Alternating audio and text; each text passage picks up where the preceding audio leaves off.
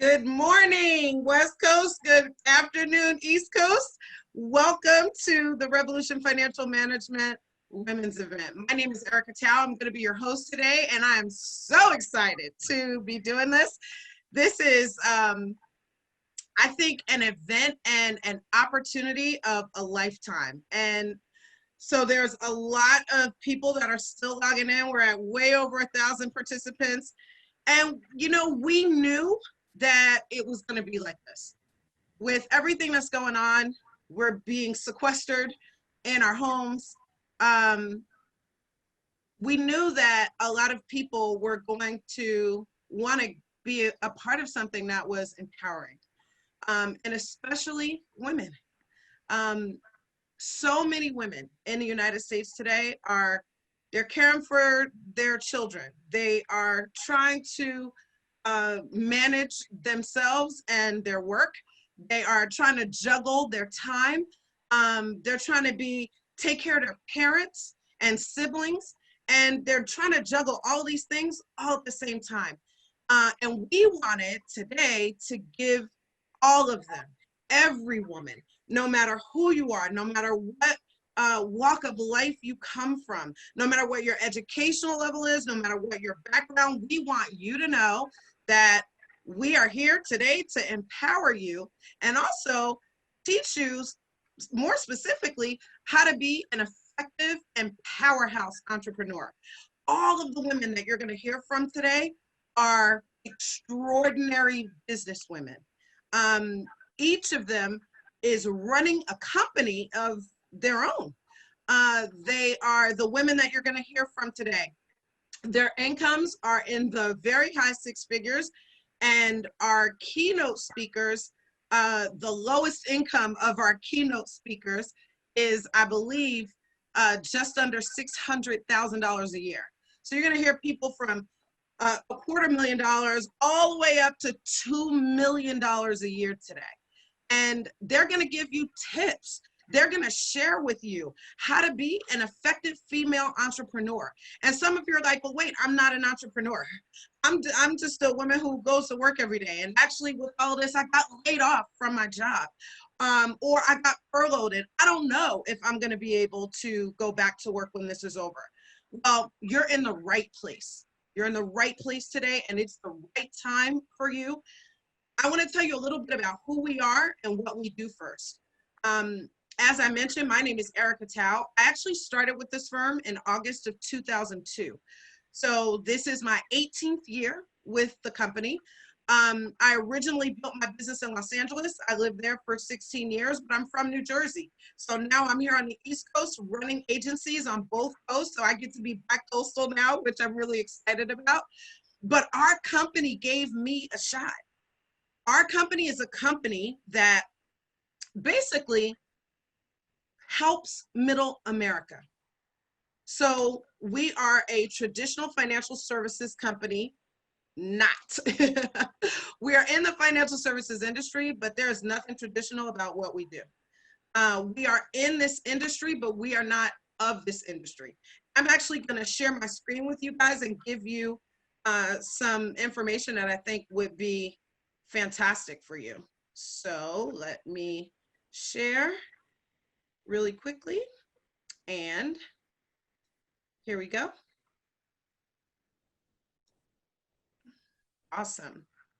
And so what we're going to be doing today is empowering women to become entrepreneurs. And the reason that we're doing it, like I said, our company is a company that was actually, our parent company is a company called Aegon, A-E-G-O-N. For those of you who have not heard of Aegon before, you can look that up. But they were established in 1853 in the Netherlands. They are a super conservative behemoth is what they are. Company known around the world as a life insurance company. In the mid-1950s, Aegon transitioned into the United States, and they became more of a transition company when they got here because they were going to open the U.S. as a market, but when they got here, they realized that the traditional industry doesn't act the same way in the U.S. as they do everywhere else. And what they found was that the traditional financial services industry in the United States does not help everyone. They only help the affluent and the wealthy. And Aegon couldn't understand that. And so they're like, great, if the traditional industry in the US doesn't want to help everybody, then we will. And so what Aegon did is they became more of an acquisition company. They started buying other financial services firms. And they bought a company called Transamerica. And for those of you who have heard of Transamerica before, Transamerica is an American staple founded by A.P. Giannini back in the very late 1800s. But in 2000, when Aegon purchased Transamerica, they decided that Transamerica would be the baseline for all of their operations in the United States. But in 1999, they purchased a company called World Financial Group. And at that time, World Financial Group was the only company in the industry that actually had a very simple system to help middle American people. And so with the World Financial Group system and the name and the structure in America of Transamerica, in 2012, Aegon rebranded themselves in all of North America as Transamerica Financial Advisors, actually running the World Financial Group system, which is kind of awesome. And so, but you might be like, well, what's Revolution Financial Management? Well, Revolution Financial Management is a brand underneath that umbrella.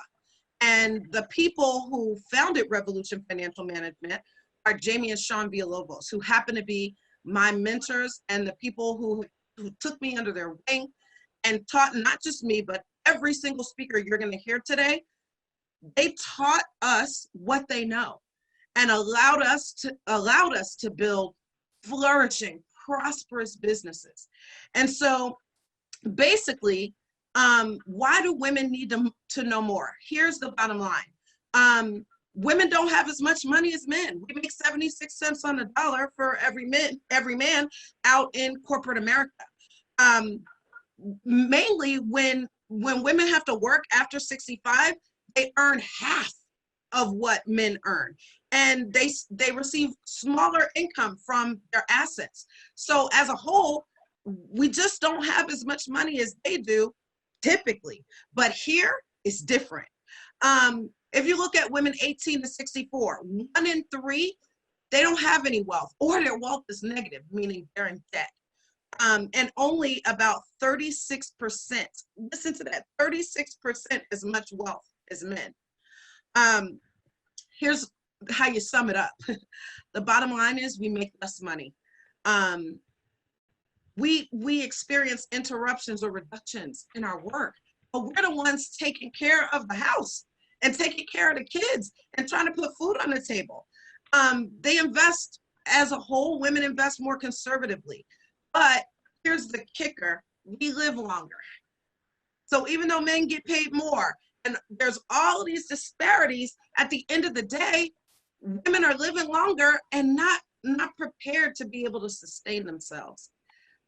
And ultimately, we end up relying more on Social Security. But we're blazing a new trail.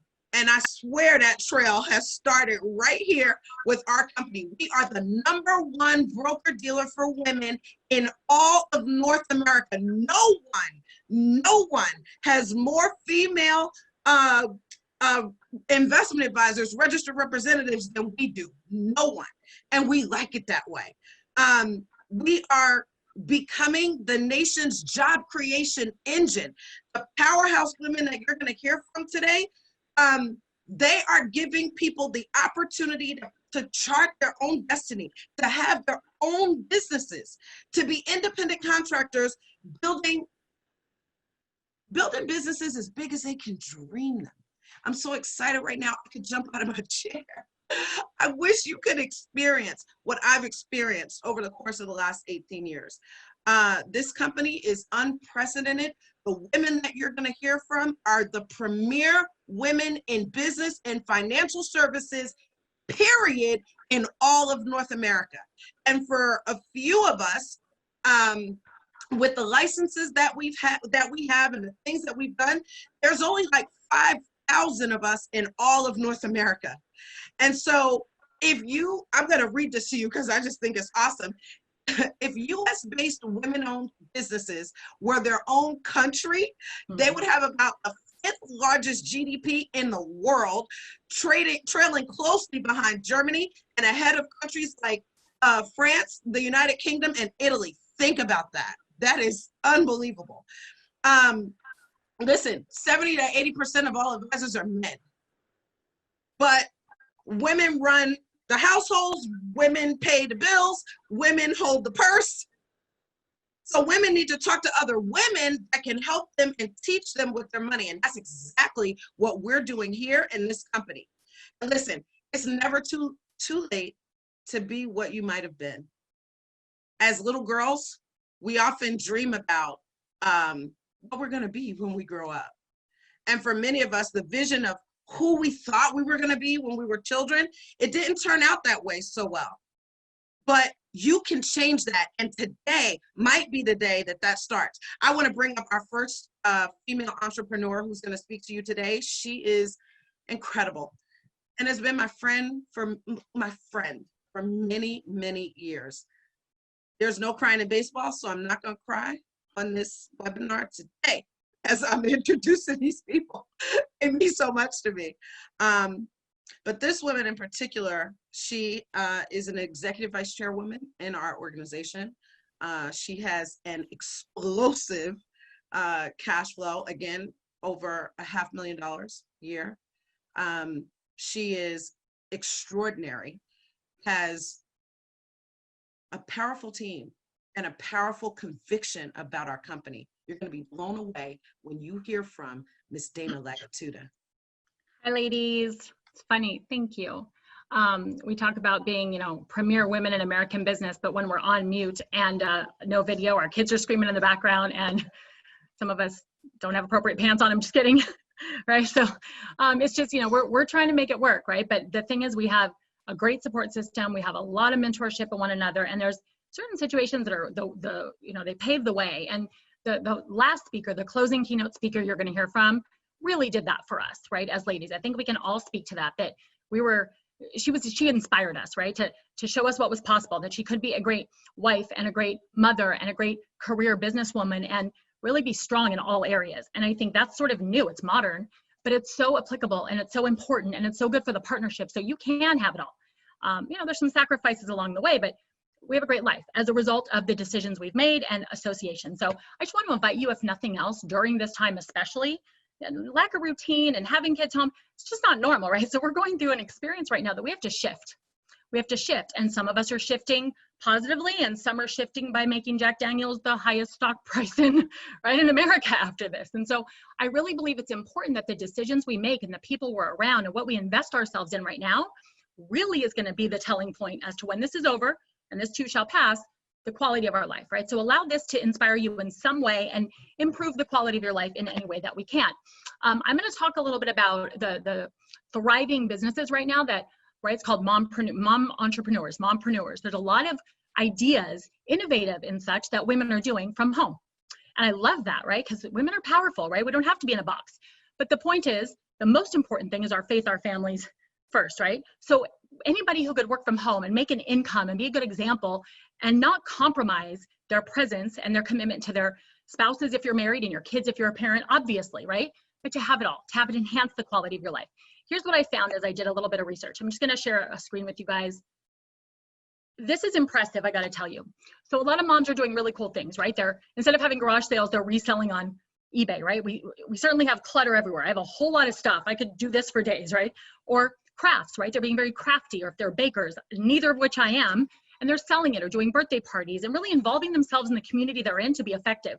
Etsy, that's a huge, huge way moms are making money right now and women are making money right now. And I buy, right? I think it's very cool. Real estate, right? Anything home-based. We sort of go to real estate first. Blogging, right? There's a lot of good stuff out there that gives added value to you being a mom, a woman, or and a wife. And so these things are great.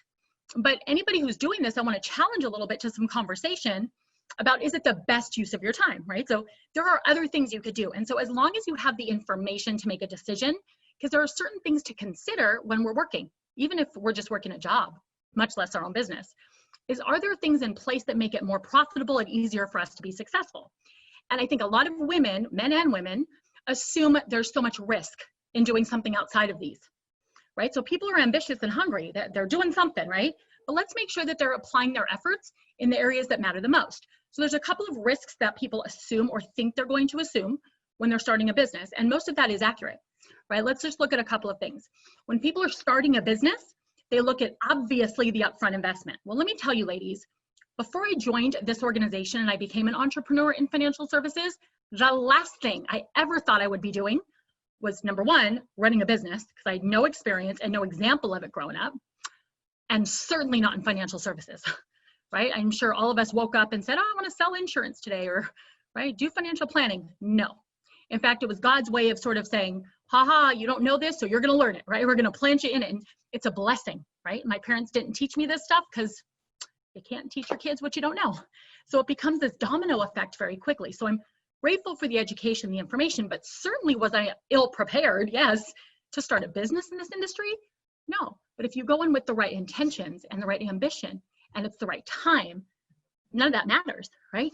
You can learn, stumble forward, stay confused, and grow through it. So all of the risks that people associate with doing a business of our caliber, they don't exist here, right? We have created a system whereby we minimize and eliminate risk so that the right kind of people have access to this business model. That's how we all got started. So let's talk about the first one, investment. Most people pay a lot of money to have access to a business, right, that may or may not succeed. So people want guarantees. Well, there's no guarantees, but I will tell you, when you're putting in very little investment up front to get, say, a certification, right, instead of inventory, let's say on Etsy or right, whatever somebody's doing, that's very minimal relative to if there's a high profit margin. So low upfront, low cost of right entry, barrier of entry, a lot of profitability and value. So a little bit for a lot, right? A lot of mileage we get for a little bit of an investment. This is a time investment, not a financial investment. So that risk isn't there. Time. Well, if we're doing blogs and we're doing Etsy, we have time. And it's interesting. You're going to hear from a woman in a couple of minutes who raised 4 amazing kids, right? We all have, not all of us, but many of us have children. She's raised them to be very successful adults. And when she was done doing the thing that is the most important, which is raising her children, she was ready for the workforce, boy, and she applied all of the skills, the courage, the management skills, the organization, all the stuff that's required to run a home to the degree she did, she applied here. You're going to see that. So at some point, we're going to become free of that and want to go to the next phase of our lives, right? And so there has to be the right timing for you as a woman. How about knowledge? Well, I don't know very much about a lot of things. So anything we chose to get into, there had to be a good training program. That's what we have. I learned everything I know about money, and it was started from nothing to what I know now through this company and the training and the mentorship and the example our leaders have set forth in our mentors. Not just make it, but save it. So we teach you as a woman how to sort of be the neck of the household financially and help make those right decisions and partner as it relates to the financial aspect. A need, is there a need? Well, I gotta tell you, anytime you can hit click and get through and go shopping and get it the next day, that's kind of cool, right? Etsy, Amazon, whatever it is. But the need, does the need satisfy a problem? Is it the solution to a problem? And in our business, what you're gonna see is the answer is yes. We are solving a problem and we're crusading for a cause that's bigger than anything, and the need is more so than it's ever been. So all of these things being in play, not just minimizes risk, but increases the likelihood for success. We don't have to worry about a upfront investment of several $100,000 to start a franchise or buy inventory. We don't have to worry about timing because you're in control. The knowledge we cover, the need is more than we can even discuss at this point. So really there is no risk. And again, we're looking for people looking for us, but we don't ever want you to think for a minute that the risk outweighs the reward, because not in our model. Not when there's a system that could take a girl from Montana, a girl from the East Coast, a young girl who had no idea about money and cried every day for the first year, right? To mortgage experts, to nurses, to a stay-home mom, and get us successful. That's a testament to a low risk, high value, high profitability system that you have the opportunity to consider for you or somebody else. I'm going to turn it back over to Erica, and I just wanted you guys to know that moms are doing something, women are doing something. I just want to make sure they're doing the right thing, right? The thing that will bring the most value to their home and to their lifestyle. So thank you for, Erica, your introduction, and I hope it was valuable, ladies. Thank you so much, Dana. Dana always has this calm speed that just brings so much value, so much value. And I think that's why she's built the business that she's been able to build. But I also think she does it always with grace and compassion. And that's what I love so much about Dana. And you got to see just a little tiny bit of that. What we're going to do now is we're going to bring on a panel. We're online, so it won't look like a panel, you know, if we were in person, but we're going to bring up 3 women individually. These women are incredible. And I think incredible is like an understatement and really an overused term, but I don't know how else to explain them. They are working hard every single day. They are out there making stuff happen like nobody's business, kicking butt, taking names, and saying who's next. So these 3 women that I'm going to bring to you right now are Miss Amelie Babin, Miss Kirsten Barron, and Miss Binu Ariel, and Mrs. So if you ladies could come off mute, that would be great. I think our first speaker is going to be Miss Amelie Babin. Good morning, everyone. Good morning. Pleasure to be on. My name is Amelie Babin. I am originally from Quebec, Canada. So my first language is actually French. When I first moved to the United States, I did not speak English at all. I've worked on it. I'm getting better. My background is in the restaurant industry. I actually waited tables for a total of 18 years of my life. 15 of those years were for the same owner at the same restaurant. I always thought that I would like a business someday, something that would give me freedom, something that could be mine, but I didn't really know what it would look like. I knew for a fact I did not want to own a restaurant. When you work at one, you know you don't want one.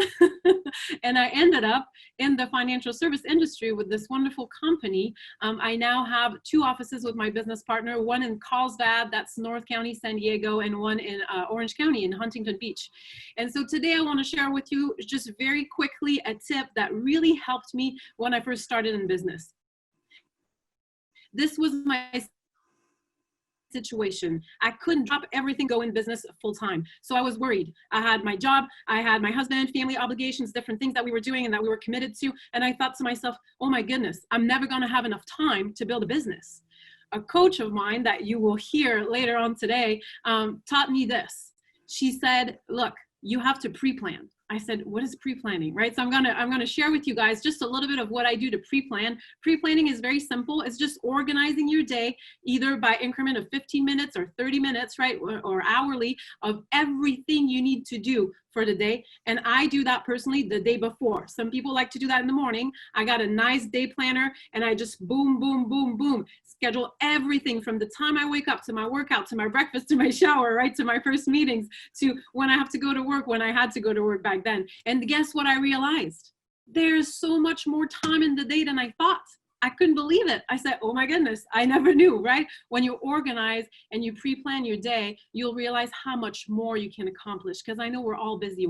Some of you are already businesswomen, your moms, your wives, right? We're so busy. So that really helped me. And I'm so grateful for this company to have coached me in so many ways to be able to be successful like that. And for those of you who have a business right now already, you know how much it costs to get business coaching, don't you? A lot of you maybe have sought already a business coach to come in and look at your business and see how profitable you can be and see if you could be, more efficient and if your systems are in place. Well, guess what? We have this in this company for free. We have coaching from strong women that have done it before us. And so I'm really grateful to be part of this organization. And I hope that tip helped you. Go pre-plan the night before is great. And I'm going to pass it over to Miss Kirsten Barron. All right, awesome. Thank you, Amelie. Hi, everyone. My name is Kirsten Barron, and I'm really excited to be able to be a part of this. I want to thank the leadership, these amazing women, for inviting me to be on. But I'm just going to share very briefly, I've been a part of this opportunity for several years now. And like many women, like many of you probably on this call, you probably didn't come from a business background. I know for me, I grew up in, a middle-class household. I didn't come from wealth or anything like that, but I came from a family of very hard workers. My parents are immigrants. I'm a first-generation American. And I was taught, very early, you got to work hard, you got to go to school, get a good education and things like that. But what I realized is that, I think whatever circumstance that we come from, a lot of times we might grow up with limiting beliefs that are probably not serving us. And sometimes we don't even know what those beliefs are. And so one of the things that, the reason why I think that this platform is a great opportunity for women is because it's really taught me to look into myself and to really identify what those limiting beliefs are, and to really help me grow in those areas, and to realize that I have enough, and that everything that I have, and all you women that are on this call, you are enough to be able to achieve the things that you want to achieve. And it doesn't matter where you came from. And so, you know, I'm able to stand here now and say that, you know, my husband and I together, we run a very successful financial services company. I'm someone who didn't come from a financial background. I used to be a social worker for Los Angeles County Department of Children and Family Services. And I went into that field because I love helping people. I love children, and but I realized that it was not something that could get me to the quality of life that I wanted. But going back to what I mentioned, I think the most powerful thing is really realizing that whatever you believe, whatever mindset that you have, and whatever you accept as your reality, that's what it's going to be. And so I'm so grateful for the powerful women in this company who have taught me to think differently, who have taught me mental toughness, and who have taught me that I can decide what kind of future that I want for myself. And it doesn't matter that I didn't come from a financial background. I didn't come from wealth. I didn't come from a business background or anything like that. I am enough to be able to come here and to succeed. And so I want to encourage all the women on this call to write a list as to reasons why you deserve to win. This was something that I just personally did because it was very helpful for me. Again, those limiting beliefs can really hold us back sometimes. So literally what I did is I took out a list and I just wrote down a list of reasons why I deserve to win and why I should be winning in business. And you know, and you start to realize that the things that you may see as a hurdle are actually reasons that you should be winning. If you're a mom, you know, the one way to think is to say, well, I can't because I have children. Well, guess what? You can because you do have children. You have a great drive that's going to push you, and you're able to relate to other moms who are looking to better their lives and to be entrepreneurs as well.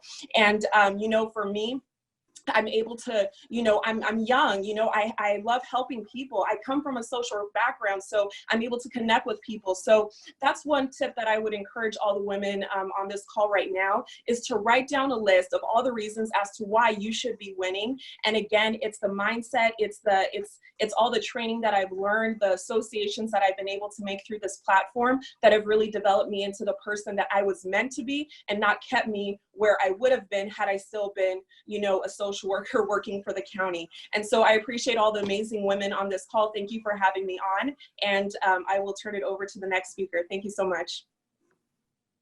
All right, good morning. Thank you, Christian. My name is Binu Aryal. I just want to share with you guys a little bit about me. I came from the country called Nepal, which is South Asia, long time ago. It's been like almost 20 years I've been in the United States. I came here with this American dream to you know, learn English first in America, but I ended up going to school, and my degree is actually in engineering. I finished my master's and bachelor's and started my career job, and I ended up in corporate America for 15 years. In the meantime, what happened was I got married and I have 2 beautiful kids. So I'm an immigrant. You can actually hear that from this cute accent, right? So with this American dream, I climbed the corporate ladder. I was all the way up to the director of IT, but outside I looked very, very good. 2 beautiful kids, been married for 22 years. You know, 2 weeks, 3 weeks vacation. Everybody thought, oh my God, my life was beautiful. But inside I was very, very, very empty. I was searching for something. Then what happened was, after having a second child, I ended up staying home, and I ended up staying for about 4.5 years, raising my 2 beautiful kids. Then what happened is I lost my dream. I lost my hope. I started feeling backwards, like low self-esteem. There is nothing I can do, you know? So I was searching for something. And then what happened, I found this little ray of hope from this company. I'm amazing. I'm so grateful that one of my friends actually introduced me to this company. And because of this company, I want to tell you guys this, I found me. You know, it is okay to be a woman. It is okay to be mom. It is okay. You can do it. You can be entrepreneur. You can be amazing wife. You can be amazing mother. We can do it all. It gave me self-esteem. It gave me hope. And I'm so blessed. I'm running this company with this amazing woman out here. Some of these guys really inspire me. Some of these are my mentors. Some of these are my colleagues, and we always help each other out. So a couple of things I learned from this company, which I apply to myself, is this. As a woman, what do? We, by nature, we are nurturing. We always put other people in front of us first. As a mom, always kids come first. As a wife, husband comes from, sister, daughter, but we always do not take care of ourselves. So I learned it is okay to take care of me first, because if I take care of myself, I can give more to my kids, give more to my husband. That's one thing I really learned. Another thing I learned right here is like keeping promise to myself. Whatever I promise to do to myself, if I keep promise to myself, that will grow my self-esteem, that will increase my belief level, and I can start seeing my dream coming true, my goals, I'm getting my goals done, all that stuff. Those are some of the things I learned from this company. So a couple of tips I want to give it to you ladies is this. It is, it's okay to take some time for yourself.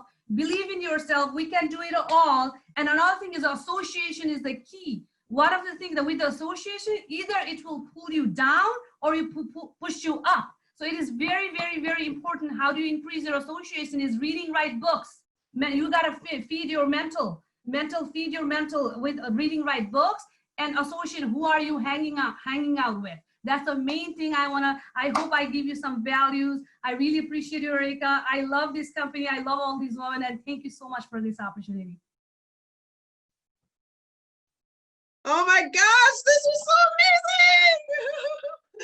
So you just heard from a rock star panel. And so the question that these ladies were answering for you is, why is this the best company for women? And then they each gave you a tip on how to be a better entrepreneur. So the first tip you got was pre-plan your day. Like, write down what you're gonna do. Thank you, I'm elite.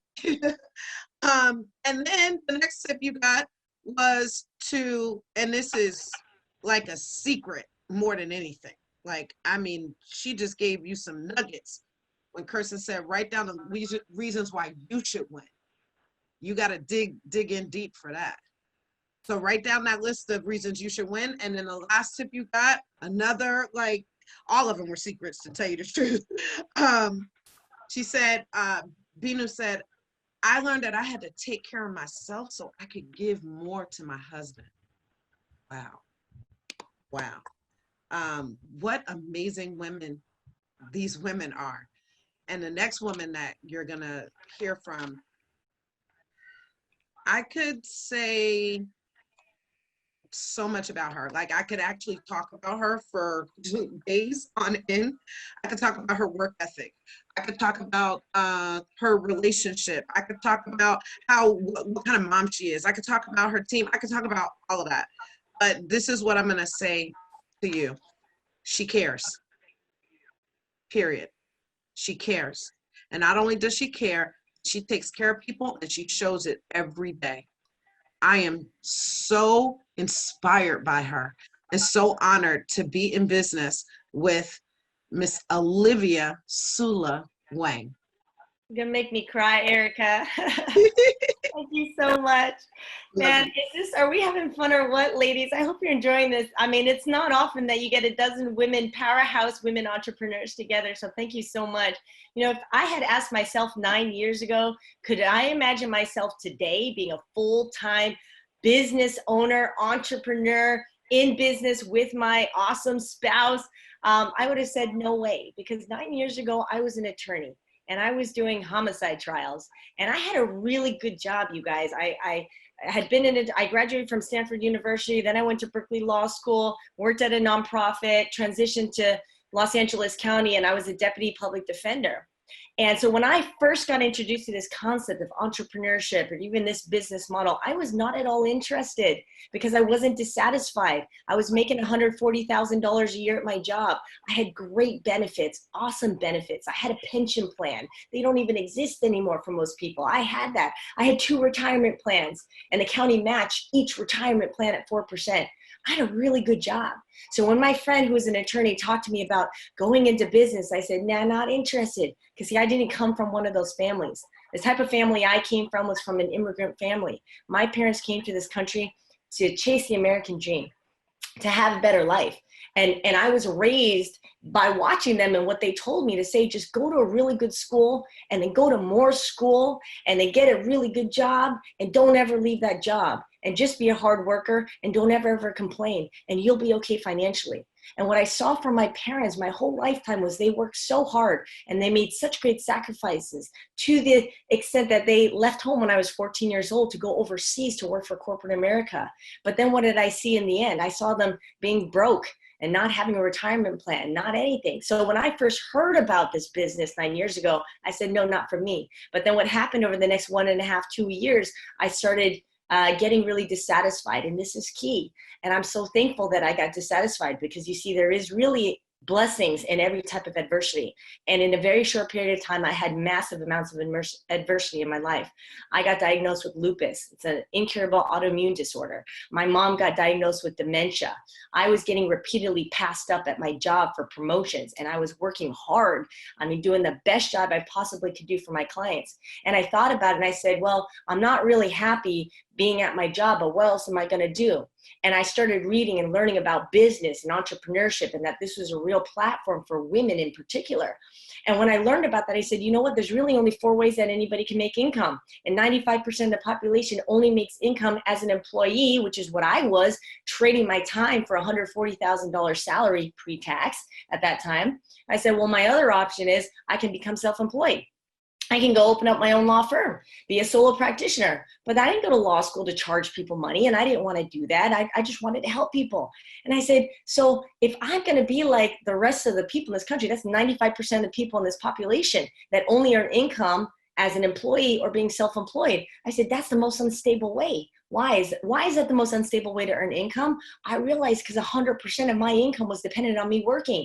And I realized I didn't want to keep working and doing homicide trials and taking on that stress.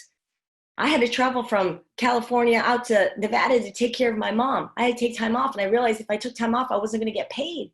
So unless I kept working 20, 30, 40, 50 years doing murder trials, that $140,000 a year income was going to dry up. So I started learning about this platform and business in general. I said, you know, I got to be like the 5%ers. And that's people who earn money, multiple streams of income, especially more multiple and passive as an investor, but I didn't have money at the time to invest, or as a business owner. I said, well, I don't know anything about business, but I'm so thankful for this platform because this platform had a system where I could start off on a part-time basis. And on a part-time basis, I learned tools of how to think and how to act like an entrepreneur. And to this day now, eventually I ended up quitting my job, giving up all that stuff, coming full-time here on my 40th birthday because I was too chicken to quit my job and that safety and stability and security. So I said, I need to send an arbitrary deadline. And for me, that was my birthday. So for my 40th birthday, my gift to myself was to be full-time a business owner. I'm in business now with my beautiful wife. And now what used to be my first year annual income as an attorney working for a nonprofit, working with battered women in prison, has now become my monthly income. It's not logical for this company to pay somebody like me who's been in business just a small number of years, over $1,000 a day. That's not logical. But this platform and this system is not logical, but it works and it's amazing. And I'm so thankful because today I'm here in Pasadena. We have an office in Pasadena. We have an office in Anaheim. We have an office in North Carolina. We're branching out into Vegas and 2 other offices just this year. I'm so grateful that today I'm able to care for my mom. I'm able to care for myself and my family and future generations.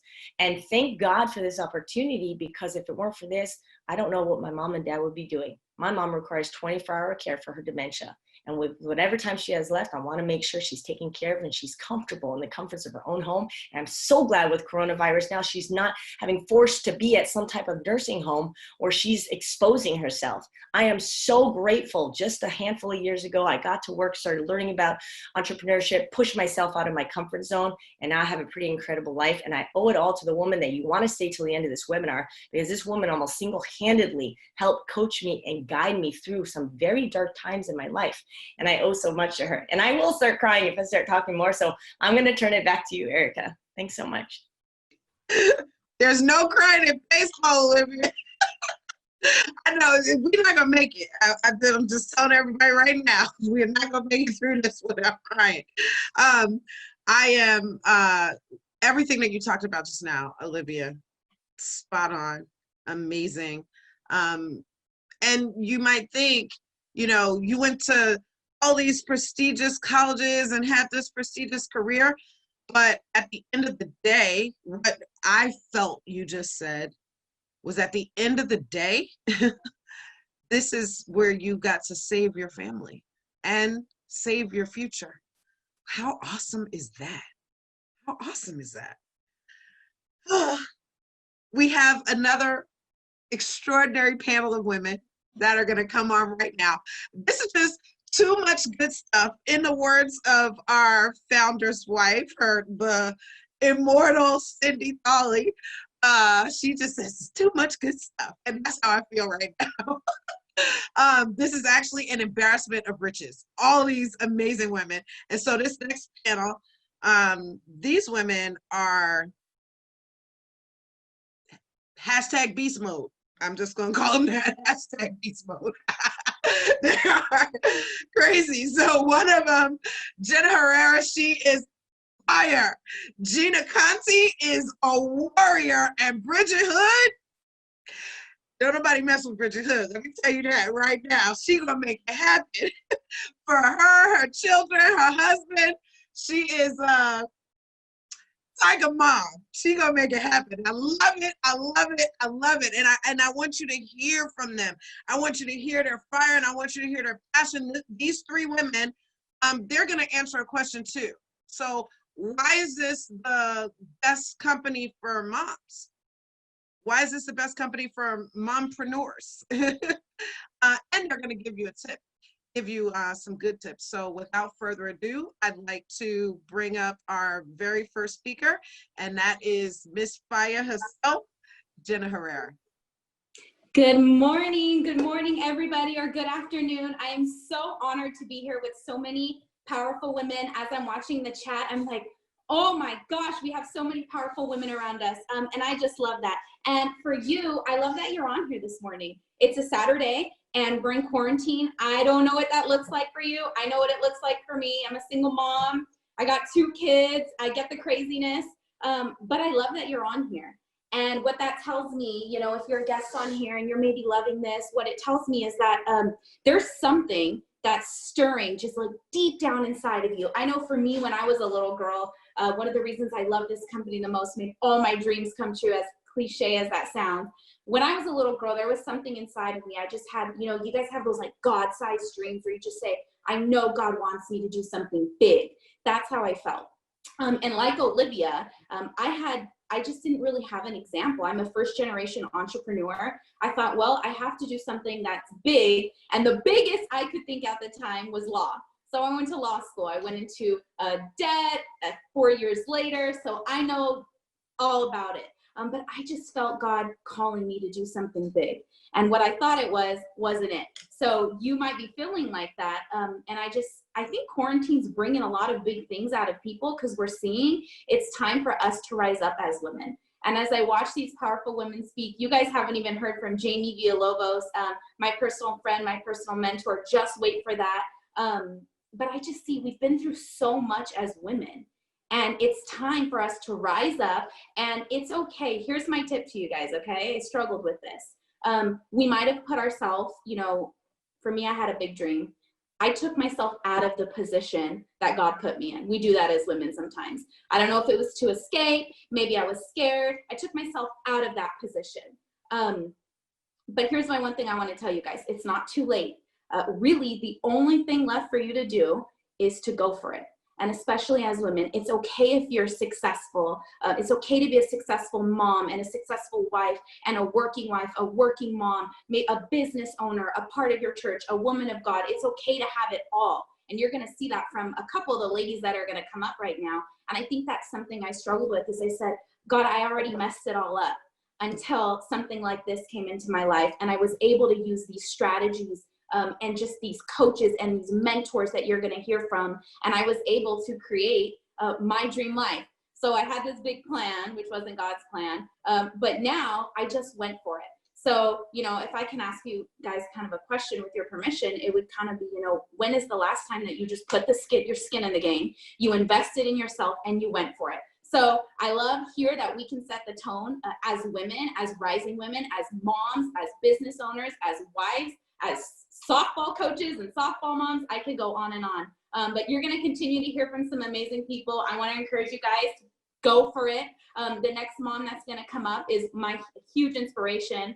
Work from home, or excuse me, stay at home mom her entire life. I look up to her. I want to be just like Gina Conti one day. I'm going to let you take it away, Gina. Thank you so much, Jenna. I just get so inspired by all these women.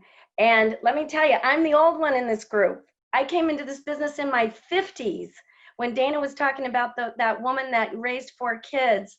I was a stay-at-home mom for 22 years. And I was blessed that my husband provided a life for us where I could stay home and do that. And I was involved in all parts of the community. I was at their school, I was at all their recitals, I ran fundraisers, and we did it, right? I just got down in the nitty gritty and I loved it so much. That was my calling. And then when I got into my 50s, I literally woke up one day and said, I never want to be one of those moms that didn't know who I was. And I didn't want my whole existence to just be about my kids and my husband. I wanted to be that other part of Gina that I always knew God called me to be. And I wanted to use all those skills that I used out in the community and with my children to bring in some type of business. And I was invited to Dana Lagatuta's office. And I'll tell you, quite frankly, I didn't really want to work with women. In my past, working for corporate America, women just somehow were competitive and pushed you down. Not in this business. Within 10 minutes of meeting Dana, we became dear friends and I jumped all in. I actually jumped in part-time. And it was amazing that this 50-year-old woman could make 6 figures working part-time. And that's what I did. My 5th month in this business, Larry and I became such good stewards with the money that we made in this business that we took our whole family, all 6 of us, to Europe. We traveled to Europe. We took that dream trip. And so if I could impart anything on you women, and I have now 4 adult children, all quarantined together. That's fun and interesting. It's been a lot of fun. Is that by coming into this business, you will become a better steward of your money. You will reach dreams like you've never thought you could do before. Our daughter's getting married in a few months, and we don't worry about how we're going to pay for that. Guess what? I'm still that mom. I'm still there for them. My time is my own. I love it so much. There is nothing I could ever imagine doing anything else. And I feel that it is a mission. I feel like I'm truly, truly helping families, saving marriages, helping single moms, helping single dads. It is bigger than anything I could have ever imagined. And guess what? I have an old college degree. I didn't know anything about money, but this company is very special. And the platform teaches you everything that you need to know about business. I didn't have a finance degree. I had a sociology degree. I didn't even pay our own bills. My husband did. But you know what? This company teaches you all of it. And for the 1,000 or 1,500 of you ladies that are listening, and maybe some of your husbands are listening in from a distance, if I could only encourage you at the end of this amazing, amazing women's event to talk to the person that invited you and just consider it. It has completely changed my life. And now at almost 54 years old, I feel like life has just begun. Still a mom. I love it. I can't imagine myself doing anything else. And now I'm going to turn it off to Bridget Hood. She's amazing. Another mom I highly respect. God bless all of you. Thank you so much, Gina. Hello, everybody, and welcome. Very first thing that I want to say is it is an honor for me to speak to all of you women here today. And congratulations on being on this call. And the reason why I say congratulations is because you were invited by somebody who thinks that you're special and they believe in you, that you have the ability to be successful even more than you already are in your life, but in an environment that is so uplifting and life-changing. And I am a mom as well. I have 2 boys, a 16-year-old and a 6-year-old. And I have a little bit of a different story. I did not start in this business. My husband did. And I jumped on board with him and helped him build our business and ran the operations of our company. And so I've kind of taken a different role than the women that have spoken prior to me. And the one thing that I want to share with you guys, for those of you who are moms, you can do this alone and you can do it with your partner. That is the beautiful thing about this business. Whether you're a mom, an aunt, a sister, a daughter, a cousin, whatever, whoever you are, you all have the equality and the power to be somebody great here. I'm going to tell you one of the greatest blessings that this business has brought. Do you hear my dog whining? One of the things, hang on, let me let her out. Welcome to live camera. Okay, one of the greatest things about this business, you guys, is having kids in this business. All these women that are speaking to you today, they truly are my very close friends. We travel the world together. Our kids have grown up together. As a mom, I can say one of the biggest things in raising my children are making sure that they're in the right environment and be around the right people. And because of this business, I can sit here and tell you 110% of that is true here. My kids are becoming amazing humans in this world to be able to learn how to give back, do the right thing, become men and stewards of their lives. And it's because, not only because of my husband and I, but it's because of people and women and men that are a part of this business. This business 100% supports you and your family more than you will ever know. My son, who's 16, he is best friends with some of the women and men that are in this company. He calls them up. He gets mentorship for multimillionaires as a 16-year-old. He is learning so many great things because we've provided this type of an environment to him. I'm telling you guys, you're going to hear from some more amazing speakers. My direct mentor, Jamie and Sean Villalobos, who you're going to hear from at the end, we are completely indebted to them for the things that they have taught us about this business and how it has changed our life and our family's legacy forever. Really quick, we came in this business thinking that we were good. We weren't good. We thought what was a good income, a low six figures. We had small thinking. This business changes your thinking, which in return changes the thinking for your family and your kids. That is the number one thing this business can do for you guys. Again, I'm so grateful to be here and to talk to you guys. And it's an honor to have you guys here, because that means somebody really thinks highly of you and thinks that you're special. So I look forward to meeting you all, and have a great weekend. Wow. Bridget, you wow me every time, but man, each of you, Jenna, Gina, Bridget, you know, it's for many women, it's hard enough or difficult enough trying to go to a job and, you know, take care of the kids or take care of whatever. A lot of the women that, and people in general that get approved with our company, they start part-time. And it could seem like a lot when you're starting part-time. That means you already got a full-time job, and then you have kids and a husband and a house and a dog that wants you to open the door and, you know, do 3 dogs. Thank you, Bridget. And you got all of that stuff going on. But these women are proof. And I'm going to tell you something, and I'm probably going to get in trouble by my mentor for saying this. When Gina was talking, so Jenna spoke first, and I got riled up. I got fired up. I'm like, she just is encapsulating what this is, and I love it so much. And then when Gina started talking, I was mesmerized. And for a second, I was like, oh my goodness, this is amazing. Like it was outside of me. And I know some of you online might be thinking, this is too good to be true. Like, who are these people? These are not paid actors, ladies and gentlemen. This is the truth. This is their life. This is what they have experienced, and this is how they've been transformed. And then you hear Bridget, and you see her glam room. I know you saw Bridget's glam room, honey. Bridget is, Rusty, Bridget's husband, is one of the hardest working men in our company. period. Nobody works harder than Rusty, but Rusty is able to do what Rusty is able to do because of who Bridget is. Let's not get it twisted.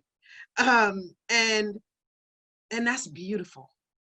It's beautiful. It's awesome. And Bridget has her own glam room, and she's talking to you from her glam room, which is kind of fantastic. Wouldn't you like to have a glam room?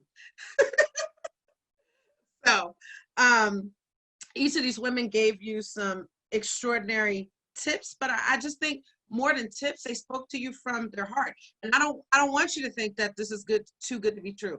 It's what it is. And they had to put the time in and the work in, but they did. And look at where they are now, and look at how they sound. I'm reading through the chat messages, and somebody did ask a question about pre-planning. I just want to answer that really quickly before we move on to the next person. And all that means is you're going to write down what the next day is, what you have to do. Think of it like a to-do list, but do it 5 minutes, 10 minutes before you go to bed, the night before, and just think about the things that you have to do and the people you want to talk to, and throw in pins and plan out what you want your day to look like. That's all that means. Somebody asked, why not cry? Because my cry is ugly, and it's going to be the ugly cry. Yes, I know it's cathartic to cry, but you don't want to see that right now, because who you really want to hear from and who you really want to see is this next powerhouse speaker. This next person that's going to speak, she's going to tell you her story, but she wanted to be an actress, and she's going to tell you all that. But I met her the very first day she was introduced to our company, and this was many, many years ago. And when she walks into a room, she's like a breath of fresh air. And once she starts talking, you'll know what I'm talking about. She's so bright. She's so illuminating. She's happy. She's happy. She has 4 kids, a big old business. She makes over $500,000. Listen, $500,000 is $500,000 a year every 12-month period. She's going to way surpass that, and you're going to hear why in just a second. But please get your notebooks ready. Get your mind ready to see happiness personified. Miss Joanna Machin. Wow. Oh my gosh, Erica, I'm going to cry before I start. Oh my gosh, this is a huge honor for me to be on this call. I have looked up to so many, and still do, to all of these women on this amazing webinar today. And this is literally one of my dreams coming true in action. So thank you so much for having me on. I want to share with you just a little bit about my story. You know, going way back to the beginning when I was born. Actually, I was born 2 months early, and I was a preemie. The doctors didn't think I was going to make it. My mom had a whole bunch of miscarriages before having me, and then the delivery was so rough, she had to have her uterus removed during my delivery that she couldn't have children after me. And so the doctors didn't think I was going to make it. I went to the incubator. Good news, I made it, and I'm alive. Woo woo! But honestly, I think because of that, I never really understood why my mom miscarried before me and why she couldn't have children after me. But I think I always had this overwhelming feeling like there was a reason that I was here, and that life truly is a gift. And because of that, I just wanted to make sure I did something really special with my life, and I made it matter, and that I did something significant, and I impacted the world, and I kind of felt all this pressure. And so I had all these big goals and all these big dreams, and living in Southern California, I thought, well, maybe being significant is being a famous actress. But I was also raised in the church, so I thought maybe being significant is going and being a missionary, you know, to unreached people groups. And I always wanted to, you know, have a family. And I thought maybe being significant is being the best mom ever, you know, and raising the next generation. And I love teaching, and I thought maybe being significant is being a teacher. And my parents were both chiropractors, and they built a business, and I saw them as, you know, be entrepreneurs. And I thought, well, maybe being significant is being a successful business person. And so I had all these goals and all these dreams and zero direction. So I graduated from college, and like a lot of college graduates, I didn't know what the next step was or what it should be. So I was waiting tables, which I had waitressed all throughout college. I knew how to do that. And so I thought, I'm gonna wait tables. And but I felt very unappreciated at my job. I don't know if any of you have ever felt that, but I felt overlooked. I felt not really noticed. I was the type of person probably, you know, a lot of you, like where I would work hard to try to get noticed, like work double shifts on Christmas Eve, but nobody seemed to really care. And that was frustrating. And I thank God at the age of 22, I was invited to a workshop that this company was putting on. It was a How Money Works workshop. And I thought, well, I should probably learn how money works. That seems really important. And so I showed up there, and in about 30 minutes, I learned the practical information about money and finance than I had in my entire college education. And I sat down with a woman who actually you're going to hear from next. Her name's Cristina. And I was 22 at the time. She was 28, making a 6-figure income. She had total control over time, total control over income. She was down to earth. She had a huge heart for helping people. And she sat down with me at 22, and she put a financial plan in place for me, completely complimentary. Taught me how to put money away for my future, how to get my money working for me, how to make my money double, how to shelter it from taxes. I got properly protected in the way of insurance. And I was fired up about it. At 22, I thought that, knowledge is power only when we apply it. Right? Thank God the best thing I did when I was 22 was I applied that right away. And then I went to my business owner parents and I said, hey, how come you guys never taught me about money? Guess what? You can't teach someone something you don't know, right? And so my parents knew how to make money and they knew how to spend money. And that was it. No one had ever sat down with them. No one ever did a financial plan for them. So I said, you need to meet with Cristina. She sat down with them and put a plan in place for them. And I thought, here are my parents, educated, doctors, business owners. Nobody sat down and taught them like basic financial literacy. What? And so Cristina said, I think you'd be good at this business. And let me be honest, I never would have seen myself in the financial industry. That was never one of those dreams I had. I had all these dreams, and it was never like be a financial advisor or be a financial professional. That was never something that I thought I would be passionate about.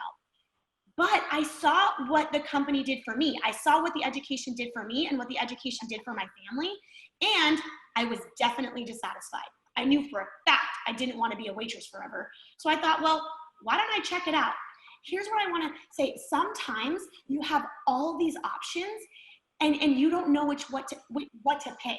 And you think, well, I don't know, I got to find something I'm passionate about. And I think that's true. But sometimes you don't know what you're passionate about until you try it. You can't always think your way into knowing. And so I figured, what's the worst case scenario? What's the worst case scenario? I put some time into the training program. I learned some great things. What's the worst that could happen? I get a world-class financial education. I meet some great people.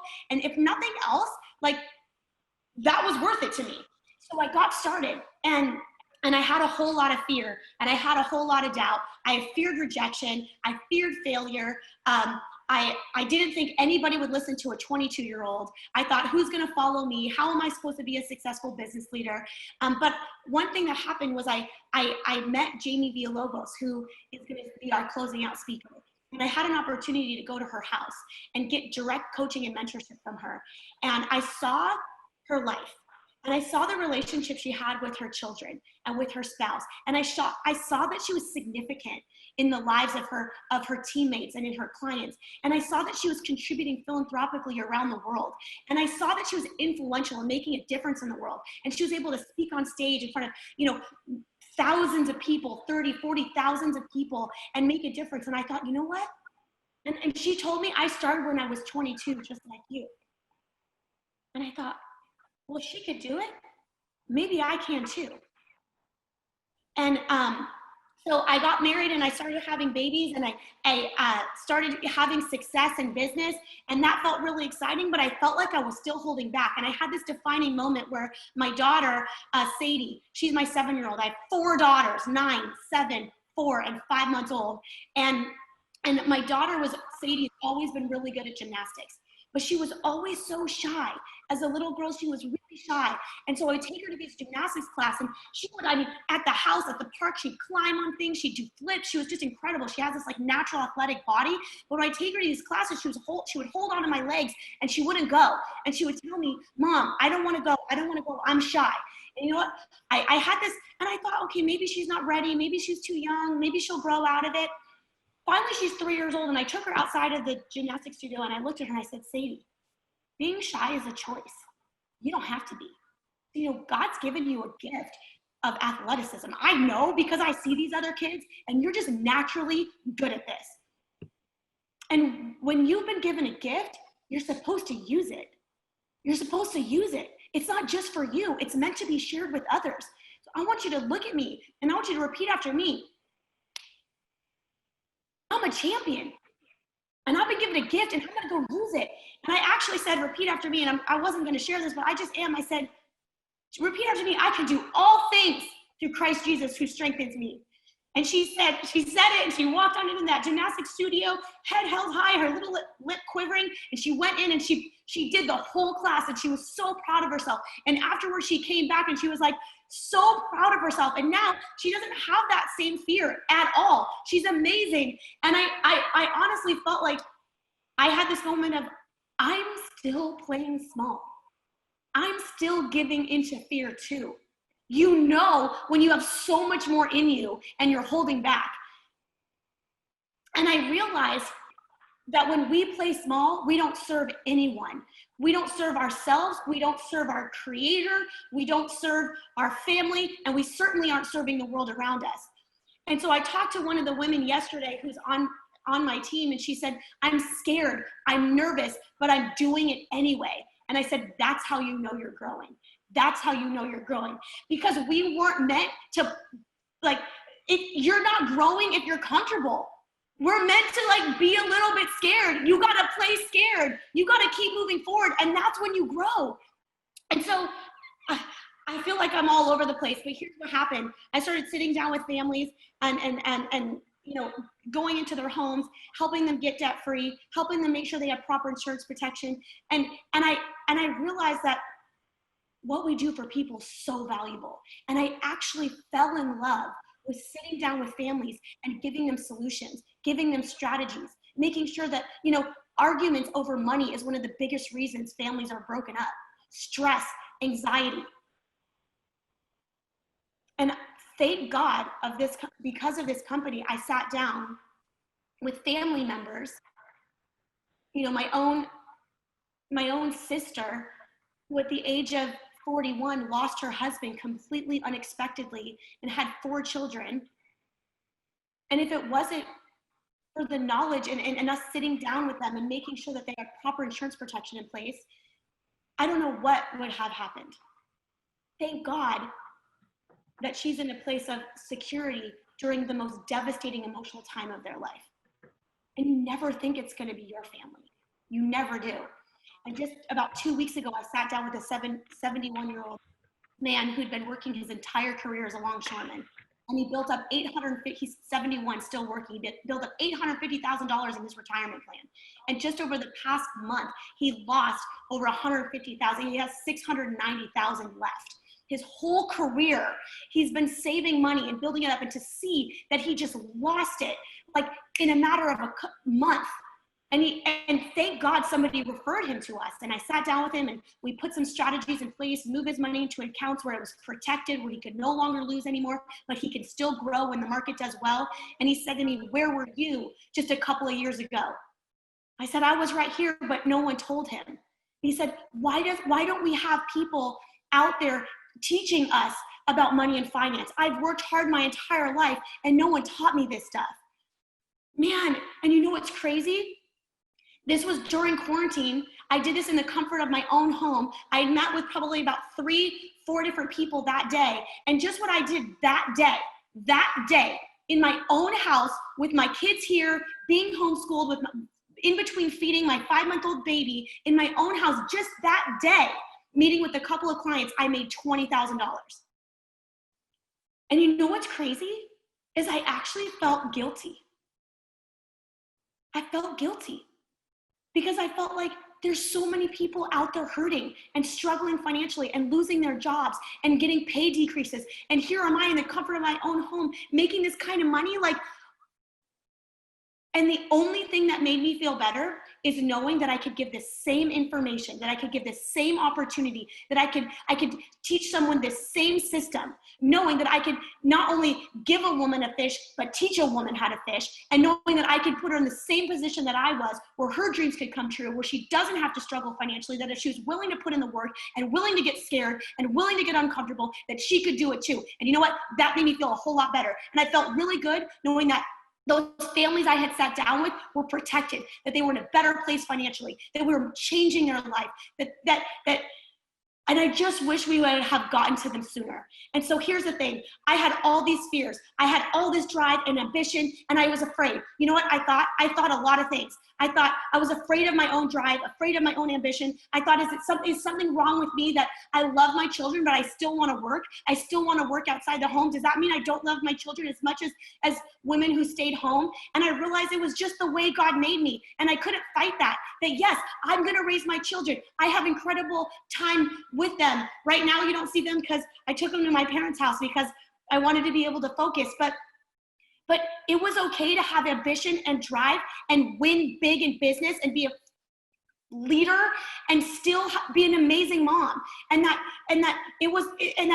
my emotions, as you could tell, I'm super emotional, and I realized that was my best asset, that my emotions were beautiful and they were created by God, and that they didn't have to be my weakness, but they could be my strength. But they also didn't have to control me, that I could control them, that could be my greatest strength. And sometimes I used to think, man, I wish I could be like a man and compartmentalize and just work sometimes, but I still always think about my kids and I still always think about my family. And I realized that's my greatest strength, that some of the things we think are our weaknesses, those are our biggest strengths. And that my fear, my worry, my doubt, just before I was about to speak to you, I had the biggest butterflies, so many butterflies. And I thought, oh my gosh, I don't even want to do this. But you know what? We do it anyway. We do it anyway because when we play small and when we give into fear, we don't serve anybody.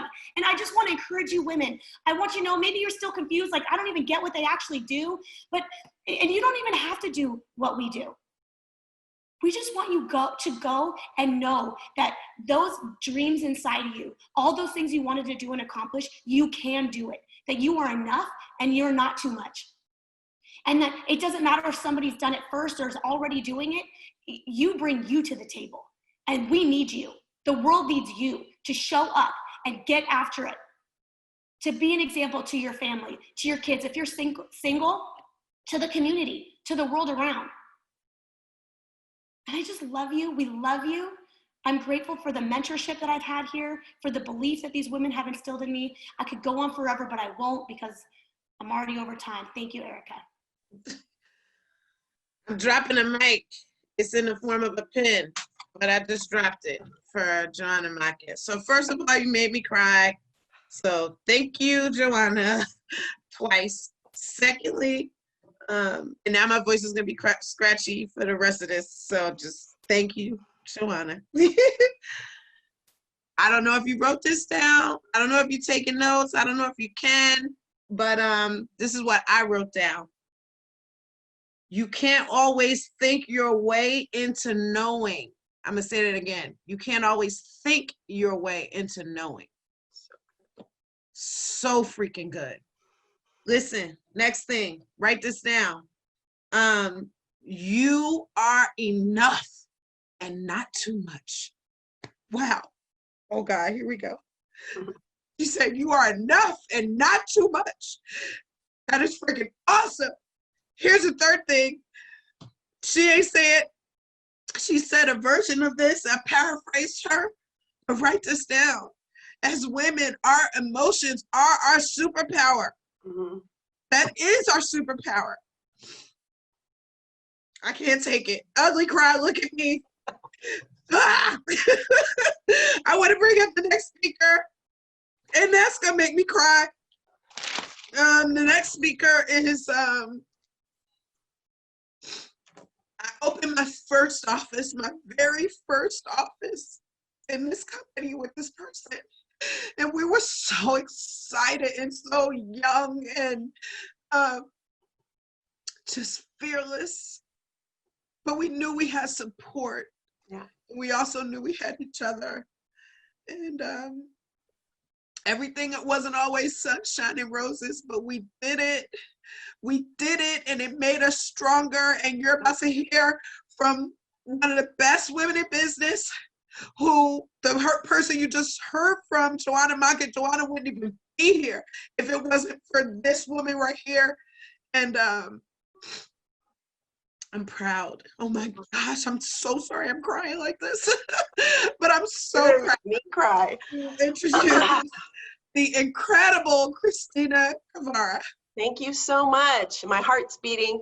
I've had so much emotion, and I'm so grateful to be on this call. Wow, I'm shaking, actually. That's how excited I am. I'm very emotional. I think that we have so many amazing speakers. All of the women that you're hearing from, if you take a look at the screen at the participants, it looks like the UN. We all come from different backgrounds. Some of us have gone through a lot of struggle and adversity. Some of us are going through stuff now. But one of the things we all have in common, all of us, is that we want to help people, right? And so some of us are moms, some of us are not, some of us are grandmothers, as you're hearing me today. I just want to share with you a little bit about my story. I want to talk to you a little bit about money, if that's okay. So, but before we even do that, I want you to make sure you guys know, stay on the call till the end, because as you're hearing all of these amazing speakers, the true test of leadership is to see how many people that you can provide, you can teach how to have a better life than you. And the lady that you're going to hear from at the end has done that for every single person on this panel. So I'm just telling you, do not leave, because you want to make sure you get the best of the best. So my name's Cristina Guevara. I am so grateful to be in this company. I started when I was 24. I worked in the dental industry, dental sales, and I was making about $140,000 a year, but I didn't have any financial background. I was introduced by somebody that I didn't know, and this company has completely changed my life. My background as far as ethnicity, my parents came to this country from Budapest. So if some of you are Eastern European, or you're like, I see Binu, there's a lot of people that are from different countries, you know, we have a different upbringing, right? We grow up a little bit different, different foods, yelling, it's a little different. Anyway, but my parents came here for the American dream. And, you know, I was taking a shower this morning and just praying about what I'm going to talk about today. And I got a little choked up, because, you know, when you're a child, some of you have children, and your children's, their set of eyes is different. You know, they don't know what they don't know. And so as you get older, you realize really what your parents were doing and what the goal was. And so my parents said, Christine, and they said, Christy, get a good job, go to school, get a degree, stay there, you know. And that was kind of similar to what Olivia said. And my parents were small business owners. And I'm going to talk to you a little bit about money and why it's so important to know where your work ethic, if you have really good, strong work ethic, that's one thing my parents really did teach me as immigrants, is to work hard, right? But if you're working hard and you don't see the fruits of that labor, maybe your spouse, maybe you're a stay-at-home mom and you're seeing your spouse work really hard, it's so important to listen to what I'm about to say. So I'm going to talk about control of time and control of quality, having a quality of life and having control of time. Let me see here. Hold on one second. Can you guys see my screen? Yeah? Okay. So it says money can grow on trees if you plant the right one, right? So here's the thing. My mom used to always say, money doesn't grow on trees. But the thing is, it just depends on what kind of tree you plant. So I want to share with you about money and compensation. So sorry, I'm not technically savvy here. So you have this little acorn, and you have the ability to build this amazing tree. But if you're working for someone else, right, who determines that money? Who determines that paycheck? Where you go to on vacation? How many days you have off? So most of the time we work for someone else, and I'm going to talk about the difference here. So maybe you look familiar to this gal. So for me, absolutely. Just within like the last 20 minutes, I had my husband come in, my 2 kids come in. I had luckily one of them was clothed. So I can't tell you how busy my life has been. But maybe some of you, this is you, and you're trying to figure it all out, and you're trying to make sure that there's not only money coming in the house, but you're trying to figure all of this stuff out. Well, I have news for you, because the reality is it comes down to your income. right? So I want to share with you though, why is it important? So this is my family. I'm busy. I have 2 young children. I have a blended family. I have 2 older, my husband had 2 girls when we married. It's a busy life. You know, some of you that are listening to me, maybe you don't have children yet. Maybe this is something that you want to do in the future, but a lot of you that are listening to me, you're maybe a single mom or you have a family. Tell me your life's not busy right now with homeschooling and trying to figure out everything in your life. And so to me, what attracted me to this business was not just the fact that, okay, great, I made 100 and whatever thousand at my dental company, but I didn't have control. There was a glass ceiling there. You only made so much. And so for me, I really wanted the ability to have total control of my time. That to me is a better rate of return. Having total control of your time, not having a boss, being able to do whatever I want, whenever I want. And I thought about this. I sat outside because we just bought a beautiful home and we have our kids playing outside. And I thought about being financially independent. What does that actually mean? See, for most people, they're not in that position. They're not able to stop working and really be able to enjoy their life. We have a business, we have a growing business where income just continues to come in. I'm gonna give you some tips. I know some of you are entrepreneurs listening to me today. There's people all over the country that wanna learn about how to get ahead financially. If you're in business, you know, it's about time value of money, right? So this is my husband.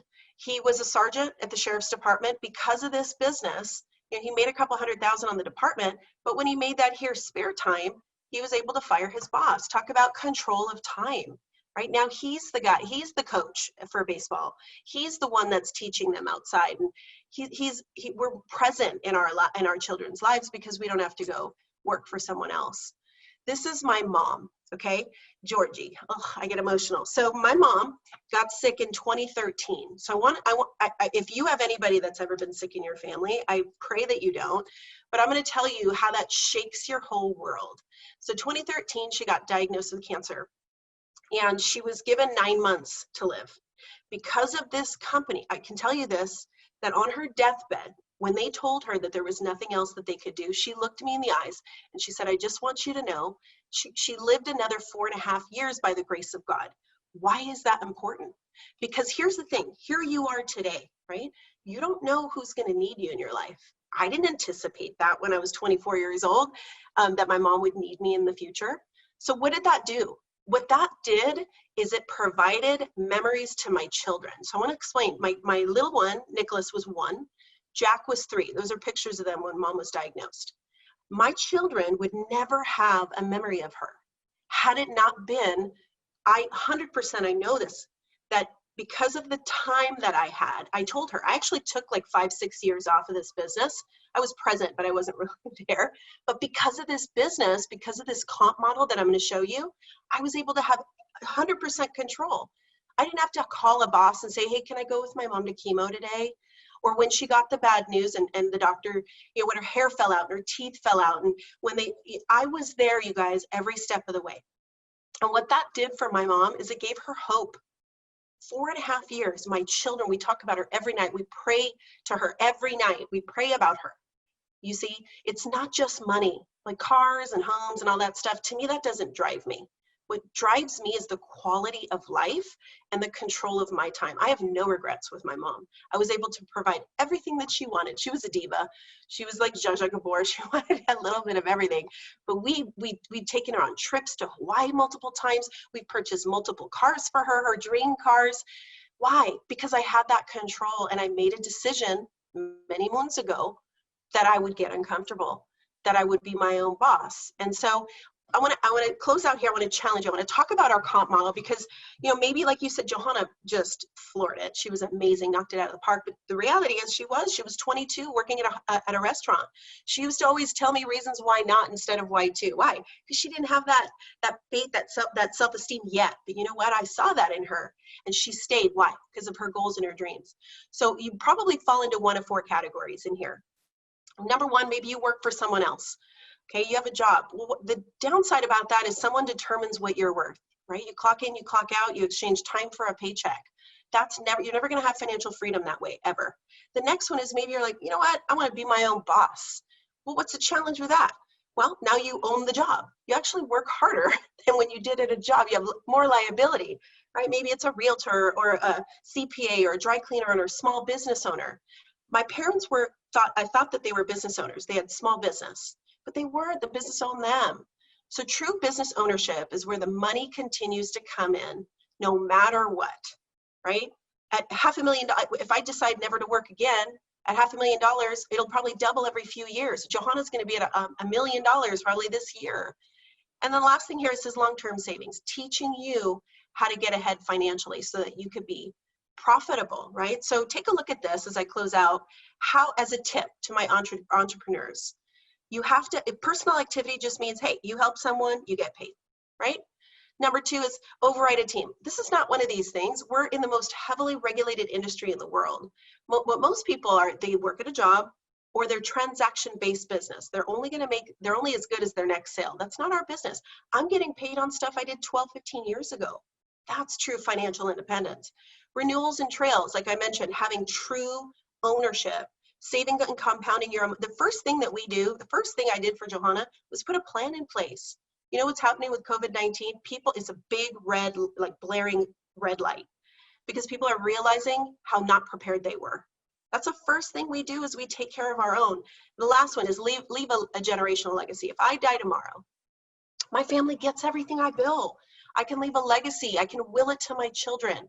Think about how powerful that is. So in closing, I want you to think about this, about your business and where you are. And I know there's even some agents from our company on this call.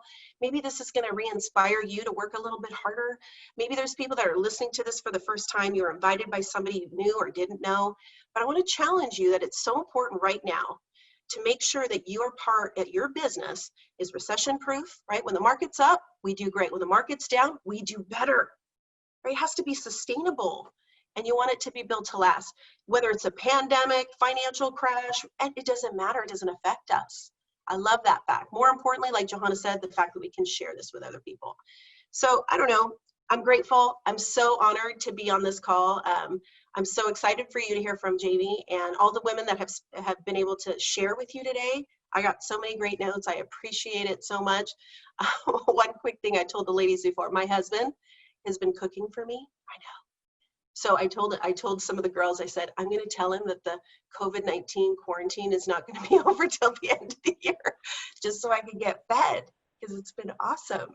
So anyway, I'm grateful. Thank you so much. Appreciate it. You are. Do what He you just gotta came do. in again. He's like, do you want breakfast? I'm like, Uh-huh. Awesome, Christina. All right. Some of the things that Christina said are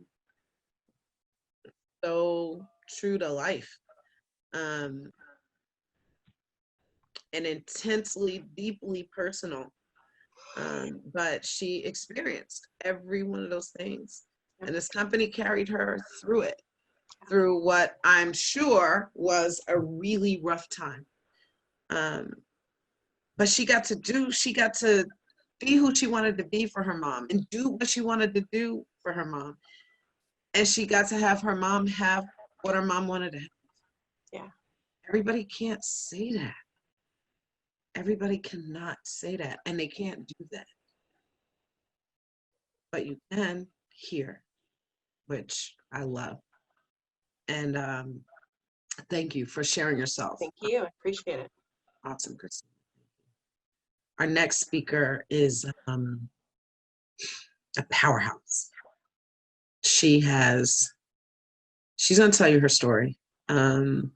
We kind of grew up in the business together. She started a little bit before me. And but what she's done with this, what she's created with this, who she's become with this is unparalleled. She has NFL Hall of Famers on her team. She got Shark Tank people on her team. She is just like tearing this thing wide open. It's like at some years ago, Hannah switched and the light came on, and there is nothing that's going to stop her from being literally one of the premier women in financial services. Hannah earns just under $1 million a year, so roughly $900 something thousand, which is pretty amazing. So if you didn't think you needed to take notes before, if you didn't think that you really needed to pay attention before, you might want to pay attention now. I'm just saying, because the woman who's about to speak is a mom, is a wife, is an entrepreneur, is a leader, and a friend. A friend. And I love her dearly. Please give it up for Hannah Horenstein. Thank you so much. Thank you, Erica. This has been really unbelievable. You know, we had talked about doing this women's event, and it's been so much. It's been so much more than we even thought it would be. And we have this little text group going right now with all the girls, and we're all like in tears and emotional, and it's something else. And for those of you guys that are listening right now, I wish that you could experience, you know, what it is to be part of a community like this of support and love and friendship. And, you know, what we've built here, you know, really the next speaker that you're going to hear from, what she's created over the last 20 years. You know, Jamie and I were friends 20 years ago. And when she found this company, you know, she didn't know what it was. And she invited me to come to an event where, you know, I didn't really know what I was showing up to. I was a real estate agent, trying to be a realtor, trying to be a loan officer, just trying to make money. And I came into the seminar, I had no idea what I was walking into.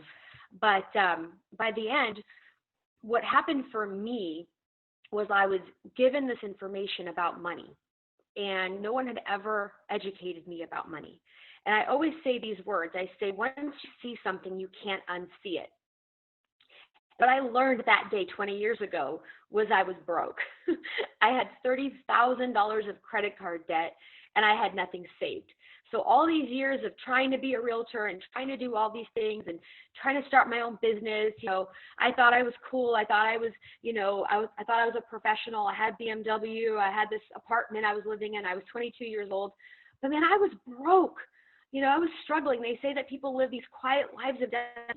That was me.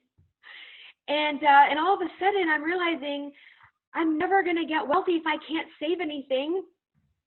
And I had nobody in my life that was holding my hand and teaching me how to get wealthy.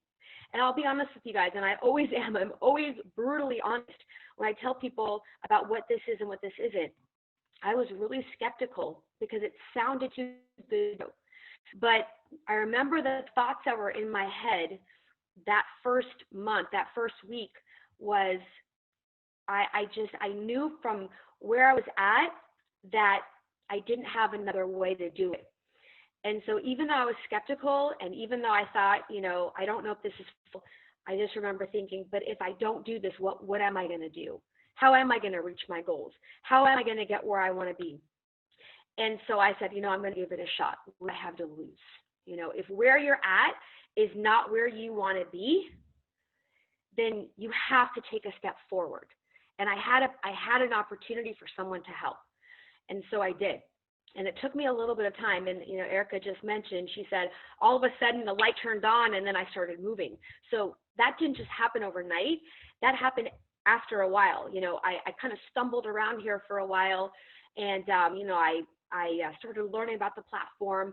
You know, I got my licenses, and I started to help families with the products that you guys have heard that we help people with, you know, insurance and helping people save and all of the wonderful things that we do for families. And I didn't really understand that stuff initially.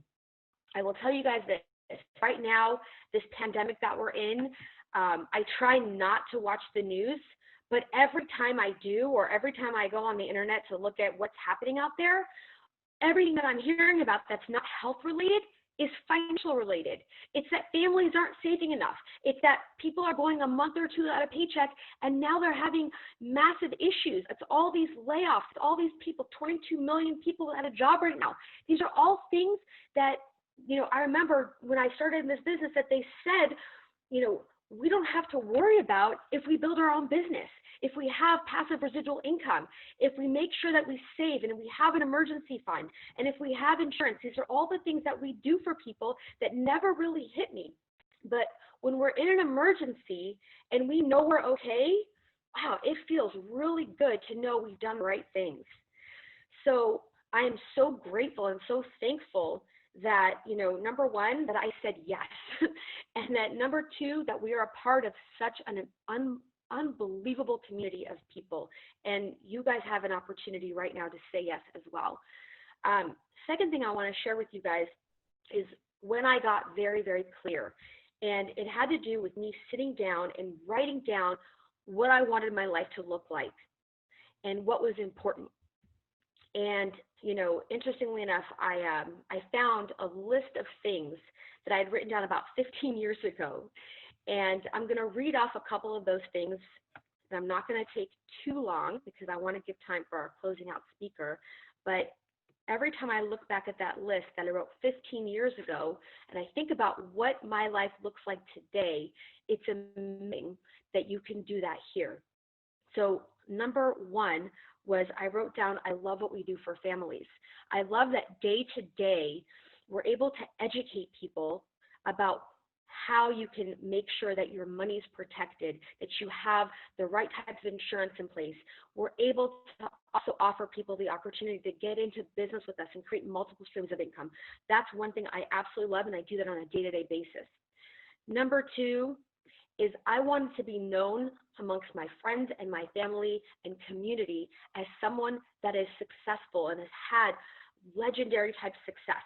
You know, if you think about if you even go on social media and the people that you surround yourself with, you know, what does it mean to be significant and successful? Johanna talks about that.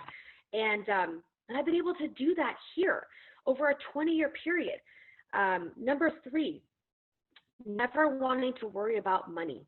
You know, when you think about how many people, even right now, but even before this pandemic, you know, when you think about day to day, going out to eat, taking a vacation, where you're going to live, where you're going to send your kids to school, I never wanted to worry about money. And what I wrote down was, with our company, we get paid twice a week. So we know every Tuesday and every Friday, we have money deposited in our bank account, but we don't have to worry. That is such a great feeling. That gives us such security knowing we have that. And I wrote that down 15 years ago, and that is just how we live. That's just literally, you know, we don't have to think about, you know, a paycheck. It's just something that is set up, and that's just, you know, I don't even know. It's amazing. Number four, travel. Our company has a platform where if you work hard, we have contests constantly. Right before this all happened, we were in Hawaii. We have another contest right now to go to Ireland. So I wanted to have a company. I wanted to have where travel was just part of my life. Number five, ownership, owning a business. For $100 to start with our company, you own a company that you can sell. You know, so many people out there want to start a business but don't have the ability to do that. The risk factor, our company, for $100, you're not taking any risk. You couldn't get a financial education for $100. Here, you have someone sitting down with you, putting together a financial plan and the ability to be in business for yourself and having a community. Sorry, I'm trying to read from this. Number six, a chance to give back, the chance to be part of different charities. Number seven, helping my own family. I was able this year to have the opportunity to help my parents buy a house for themselves because they didn't have the opportunity to have anyone helping them with their own finances. Number eight, the chance to help other people. Number nine, great associations. You guys can see from this call. Number 10, the opportunity to learn and grow. We are a personal development program with an amazing compensation package. So our next speaker is going to blow you away. This is the girl that changed my life 20 years ago. And Erica, you're going to go ahead and introduce her. Thank you guys so much. Oh my goodness, Hannah. Thank you so much. Such a wealth of information, and Hannah, you're just wise, just experienced, and passionate. And I love it. I love your conviction, and I love your simplicity about this company and what it can bring to people. I want to say thank you to you, Hannah. You have been such an inspiration to me personally, and I want to thank you. I'm going to bring our next speaker on. And before I do, every single person has talked about how amazing she is. Every single person has talked about how she's touched or influenced their life. I am going to talk to you about my mentor for just a second. So someone else introduced me to this company, and it's so, one of the best things that they did, as soon as they introduced me to the company, they took me to her and kind of dropped me off. And I'm so grateful that they did that. I'm so grateful for that. But she has built a dynasty here, and the way she's been able to do that is because she leads with passion, she leads with compassion, and she leads with heart. So for me personally, I was diagnosed with cancer in 2016. Between 2016 and 18, by the time that came, I had 4 different types of cancer. And I had to check out, like, completely. And I was still in it because I have people that depend on me. And I had Jamie's example. Jamie had gotten sick as well. And she was diagnosed with lupus. And I watched how she handled it, and then I duplicated how she handled it. But this company stood by me. This company, this business that I built, this residual income that I built, it paid me while I was sick. And it gave me the opportunity to choose what kind of treatment I wanted to have. And I chose no chemo, no radiation, to do everything holistically. And so I was flying back and forth from Jersey to LA to get treatment at a holistic center in Malibu. That was crazy expensive. That was, I didn't know if it was gonna work or not. But what I chose. And the company stood by me, but my leadership stood by me. Jamie would call and check on me. All the stuff that she has to do, as busy as she is, she would send me little notes, handwritten notes. She would send me little cards. She would pump me up. She never wavered or got weary from being human. And I have always been her biggest cheerleader, and I always will be, because of the value that she brings to humanity. So about 2 weeks before the pandemic broke out, I was sick. I actually think I had the stupid COVID-19 craziness. I don't know what I had, but it wouldn't go away. And for the first time in 18 years, I couldn't go to our annual training event. And she didn't get upset with me. She wasn't angry. She just checked on me every single. I started going to Western doctors to figure out what was wrong. I went to a new oncologist and got tests from head to toe and the whole 9 yards. And she told me, well, whatever you're doing, what I want you to know is you're now 100% cancer free. You are 100% in remission. And when I told Jamie,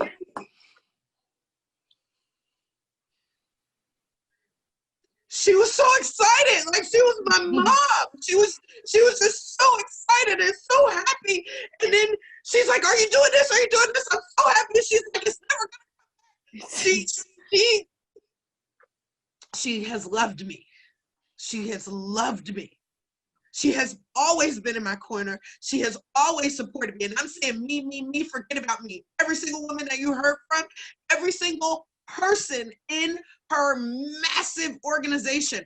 All of the millionaire earners she's created, all of the $750,000 earners, the 500,000s, the 250s, the 100s, the I just made $10. I'm here and I ain't made no money yet. She loves us all. She cares for us all, and she treats us all with dignity and respect. And with that, I give you the amazing, the fantastic, the icon, Jamie Beal. Wow. Okay. This has been, and thank you, Erica. This has been a great day. This has been awesome. I love it. I love hearing from all of these amazing women. And I promise you, it was really difficult to pick who was going to speak today because there's so many of them. And you heard from single moms. You've heard from housewives that came in just to do something on the side. You've heard from amazing women that have, graduated from incredible universities and have this educational background, and some that have none.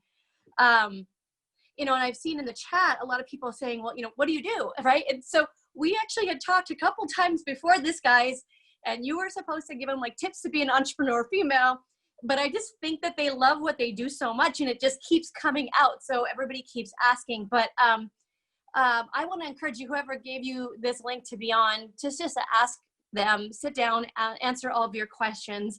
I wanted to share with you, my story. At first, I'm very, very proud of the women in our organization and the guys. And the guys are great too. We love the guys, but the women, we have just the strongest. Not just. In the financial industry, our company is the strongest for women. We have the most female women entrepreneurs in business, and I love it. I love that. I love that they gave me a shot. I love that someone like me that had no background at all in any of this stuff, that they were willing to say, yeah, come aboard, we'll teach you, we'll hold your hand, we'll mentor you. And then, like so many of them said, put me in an environment to win. But I do want to give you some tips on this. I want to, let's see if I can pull up and share my screen right now. Okay. I want to share some stuff with you to give you some tips on being a strong businesswoman, women in leadership.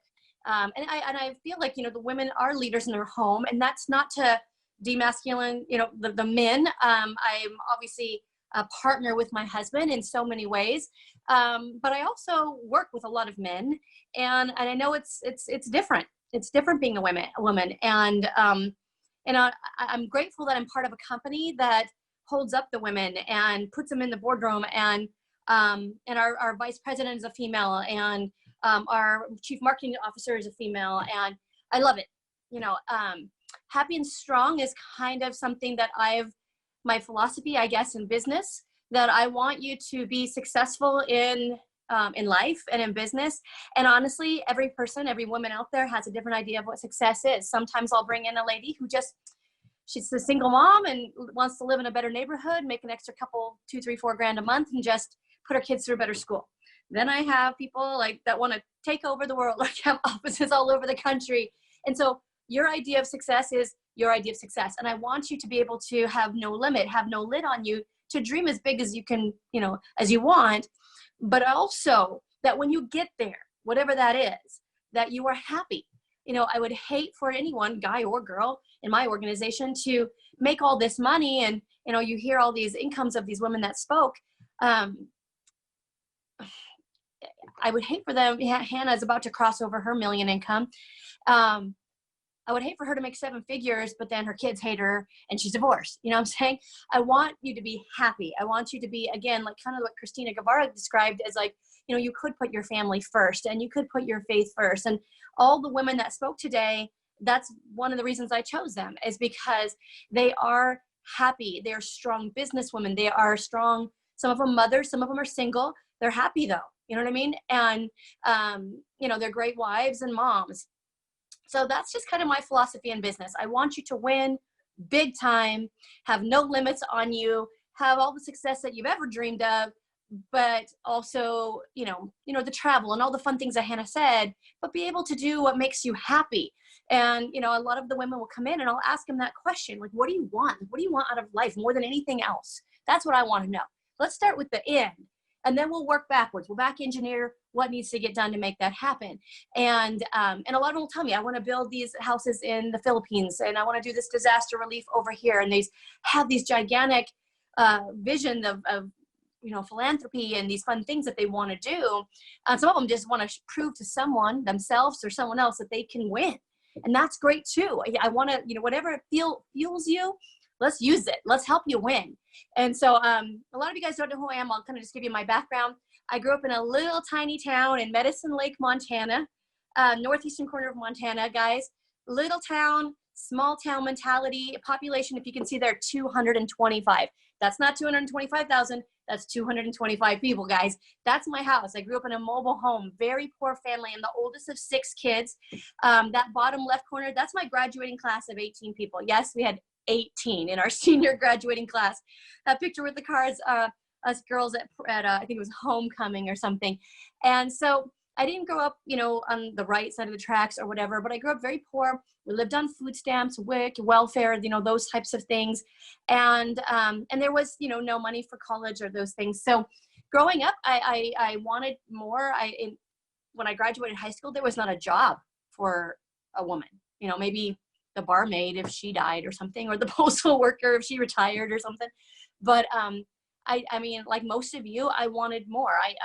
It doesn't matter where you come from. It just matters really where you want to go. And so I came out to California from Montana. The idea was to work, to pay my way through school, to help my family back home. My stepmom was really ill at the time. My dad was kind of in and out of work, barely working. And so I had, even though I was young, I was 22, I had big goals, and a lot of responsibility, but no education. So I started working at a few different places till I could get a car. And then I started working at Valley Total Fitness. Some of you guys remember that. It was a health club, a gym. And I started working there while I was going to school. And I got quickly promoted to manager, assistant manager, and then running a bunch of different gyms. And I couldn't say no to the promotions because it meant big pay increase. And I needed that money. So it also came with very long hours. So I had to quit going to school. So I didn't even graduate college. Like someone said they were Stanford or whatever, but no, I didn't even go to college, right? And so after about 4.5 years of working in this corporate environment, which I thought would be a very positive environment in a gym, people trying to exercise and improve their lives, it wasn't. It was a very, very high pressure, very salesy type background place. They didn't care about me. It was corporate America. I was a number. And so I was very lucky. One day I was at the gym, and a lady from our firm had come in. She had just had her second child, Kayla, and she had never worked out before. So she was a little intimidated with the gym. So I showed her some things, and she's like, "Oh, you're so nice. You're so sweet. Have you ever thought of doing something else? You're good with people." And I said, "Yeah, I'm actually looking. I'm trying to get out of this job. I'm looking for more." I was making about $70,000 a year. So that was pretty good for a 22-year-old who didn't finish college, more than my friends were making at least. But I was still hungry for change. I wanted something that I didn't have a boss that had their thumb on me, telling me when I could see my kids. Again, I was single at the time, but I looked at my supervisors who had been there like 14 years, and they still worked as much as I did. They were still miserable. And so I noticed there's no light at the end of this tunnel. And I want you to ask yourself the question that I asked myself back then. I said, if nothing changes, nothing changes. So what's the best case scenario at your job 5 years from now, 10 years from now, or in your business? If you're self-employed, what's the best case scenario? And I thought about it, and that's not what I wanted. That's not the life I wanted. I wanted something that I can control, I can design, that I can be at all my kids' games, that I can work when I want to work and love it. And so when she invited me in, I asked her, what was it? And she goes, "Oh, it's securities. It's very lucrative." And I'm like some of you on this call, like, what are they even talking about? What do they do? But when she said that, I had never heard that term before in my life. But I was so hungry for change in my life. I was like, sure, I'll check it out. And I came in and I saw, overview of our firm. I saw kind of what we did for families. I felt like I was illiterate when I saw the financial stuff. I was like, I don't know anything about money. I was not a bad spender, but I didn't know how to make money grow. And so what we do is we sit down with families and businesses and other things too, but our passions for families and individuals in middle America, and show them how to take what they're already spending, being check to check, probably most of them, or in debt, and get out of debt faster and have an emergency fund and having the proper protection in case of things like this that are happening in the world today, and making sure that they are on track so that they can retire someday. Only 2% are able to retire. Why? Because our whole industry doesn't care about middle America. They don't care unless you're affluent and wealthy. So that's our target market. We have the best platform and the fastest growing #1 company in our industry, and not just for women, but for anybody. And so I came in and I was very intimidated, didn't know anything about this, but I thought, you know what, this is the highest paid industry. So you know what, if I can come here and make what I'm making now, but have control of my time, that'd be a dream come true. I get to help people, have my own schedule, be my own boss, make good money. Sounds good. I'll at least come in part-time. And I came in part-time as like a side business, even though I didn't have a lot of hours, and quickly replaced my income. I was only part-time for about 45 days, about a month and a half. Fell in love with it. Just the first time I watched someone with their client, and I watched you guys in 45 minutes, they changed this family's life, completely changed the trajectory of where that family was going. And I loved it. And I thought, gosh, that is not as hard as I thought. Honestly, if you can read, you can succeed. You're just asking questions. The people who do best here with us are nurses, teachers. You don't have to have a lot of experience. This was us opening our first office. Look how young I was. Now we have over 200 offices coast to coast, Canada. I love it. But let me give you a couple tips, and hopefully this will help. I think that you'll like it. Number one, you have to have desire to win. If you're going to be an entrepreneur, it's not for the faint of heart. It's not for pansies. Let me just tell you. So, to be an entrepreneur, I think you have to have a desire to win. And these ladies, someone even told you, Hannah, Kirsten Barron said it, that they figured out what they really want, what they want their life to look like. Not just, I want to make 100,000, not just like, I hate my dumb boss and he's a jerk to me, but what do you like, design your life in your mind, build it in your mind, then have your goals written down, design it in your mind, design it on paper, and then go build it. But you have to have an opportunity that's for real, that you have an amazing comp plan like Cristina alluded to. You have to have something. I was willing to work hard. That wasn't a problem, but not forever. And so our business by nature pays residual. Whatever industry you decide to be in, I encourage you to find something that pays residually. The financial industry pays residually. All of the stuff that we do, I still get paid on things I did 20 years ago. So you have to find an opportunity that's legit. But then you have to figure out not just how to do this stuff. If you have a decent company, they'll have mentors that can teach you the how to. But there's more than the how to. There's the why to. And so for me, it was my family back home. Now I have 4 little kids, age 4 to 14, but I was a single girl coming in here, 22, looked like I was 12 years old. Who was going to listen to me about financial? Nothing, right? But our system is every walk of life, every person can come in, they can win. But do they? No, because of this. Like, do you have the desire, the want to? And I had my sisters back home that were looking at me as the example. That doesn't, again, matter where you came from. It just matters, doesn't matter the cards we've been dealt. It doesn't matter what's happened to us. It's happened for us as fuel to go out and make a difference in someone else's life. So first of all, figure out your ideal life. A mentor of mine said, Jamie, I don't want you to leave here. We were at his house, and his wife and he were sitting there with me. And they said, I don't want you to leave here until you figure out your ideal life. Paint a picture in your mind of when it's all said and done what you want. And you can see my backyard behind me, but we've done that. But I remember everyone else going home that day, and I sat out in his little pool house in his backyard, and I didn't leave until I have it written down. And every business plan and goals that I've written down ever since then, I just attach that little piece of paper to, and it's what fuels you. Guys, I mean, my income, and I don't want to brag anything, but my income is it's top fraction of 1% of income earners in the world.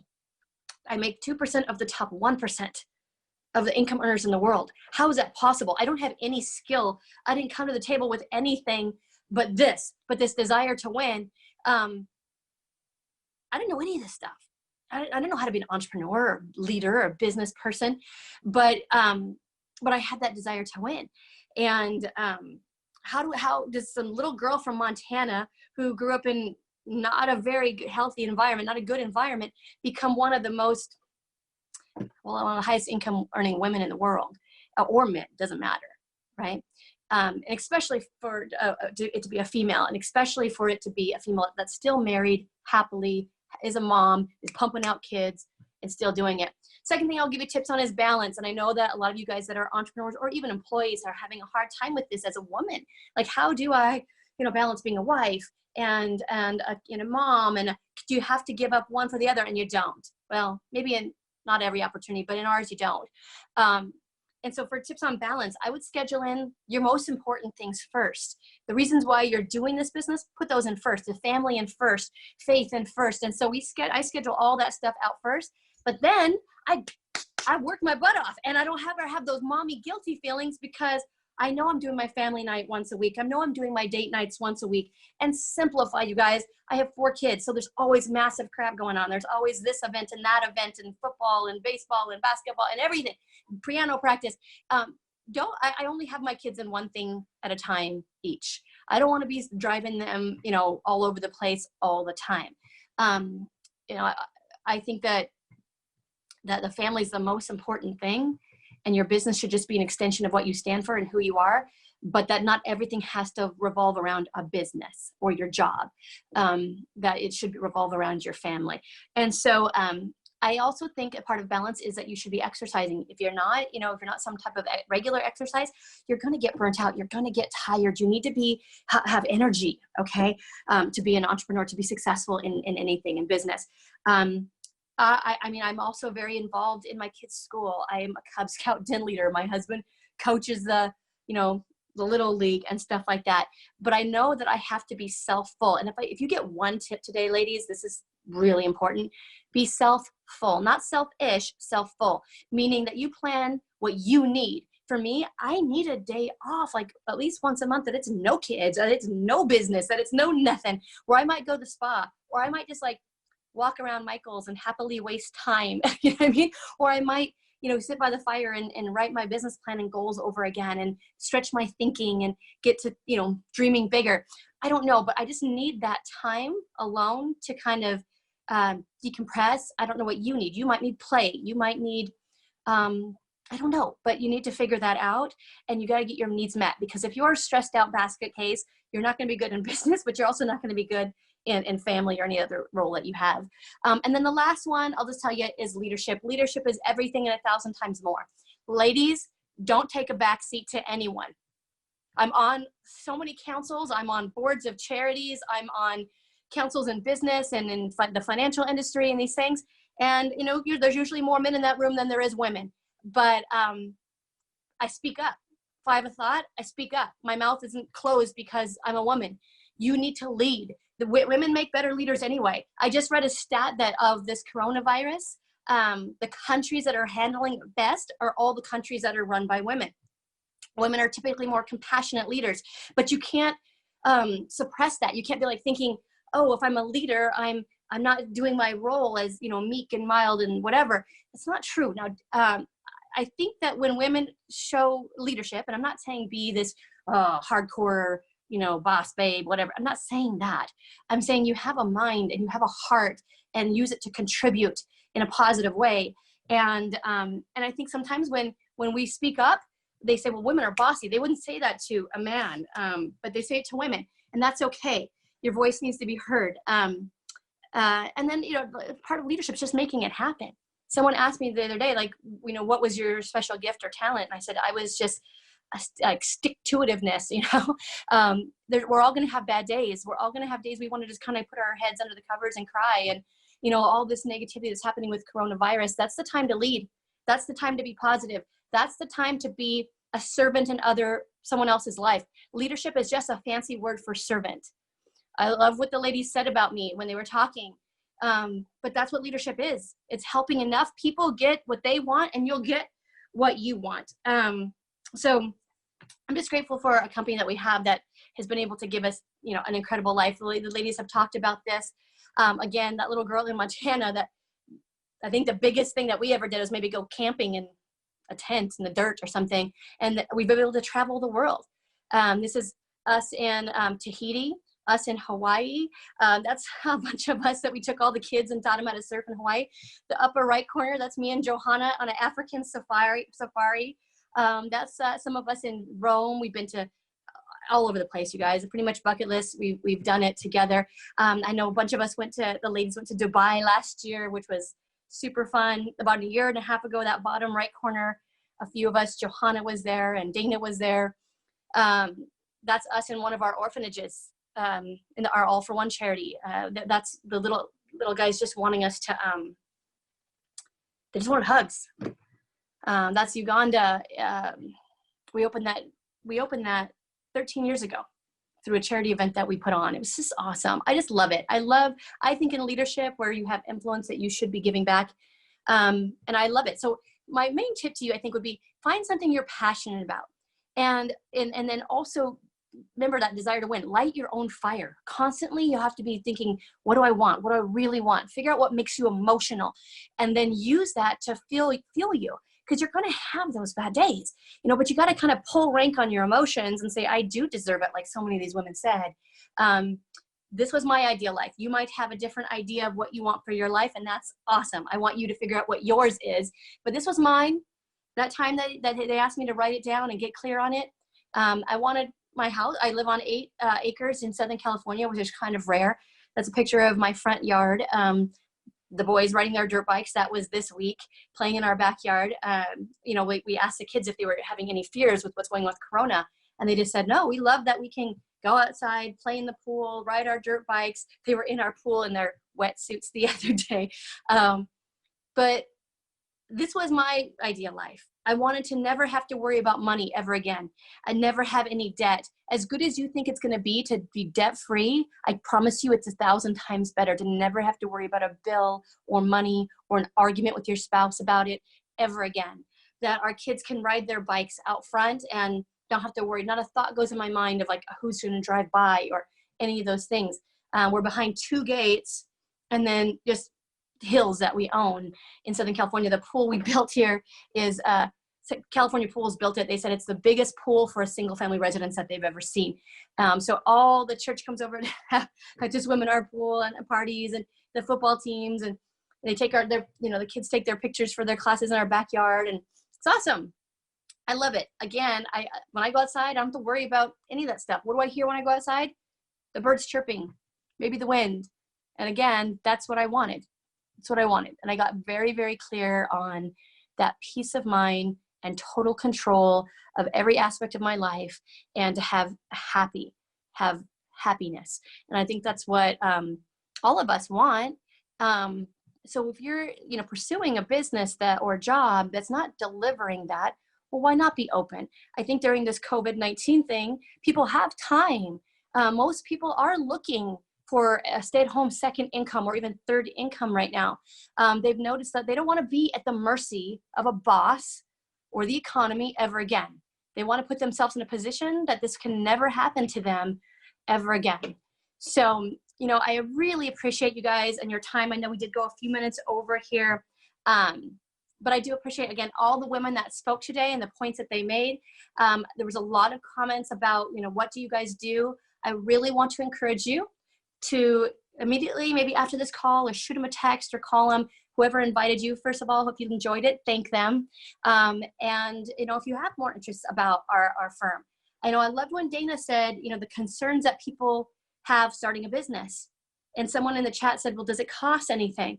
I think most people would love to have their own business. I think most people would love to be an entrepreneur, to have control of their time and put their family first and spend as much time with their kids as they want and make as much money as they want. Most people want that, but they don't start their own business. Why? Because like Dana said, is there a big upfront investment, the big capital? Is it time away from my family? Do I know enough? Is there a need? And then of course, what's the risk? And I'll tell you, there is no big upfront capital. You have to pass a test and pass a background check. And honestly, it's like, $100 or something. So yeah, the big investment of getting your background check and stuff, and you help one family is what we do. And you're in the clear. What kind of business, especially with the upside potential, would have that time? You can come in part-time like so many of these women did. Knowledge, most all of them didn't come with any knowledge at all, like myself. And the need has never been greater. The need's never been greater. We're already the fastest growing by far dominant company in our industry. But now with COVID-19, people always have needed us.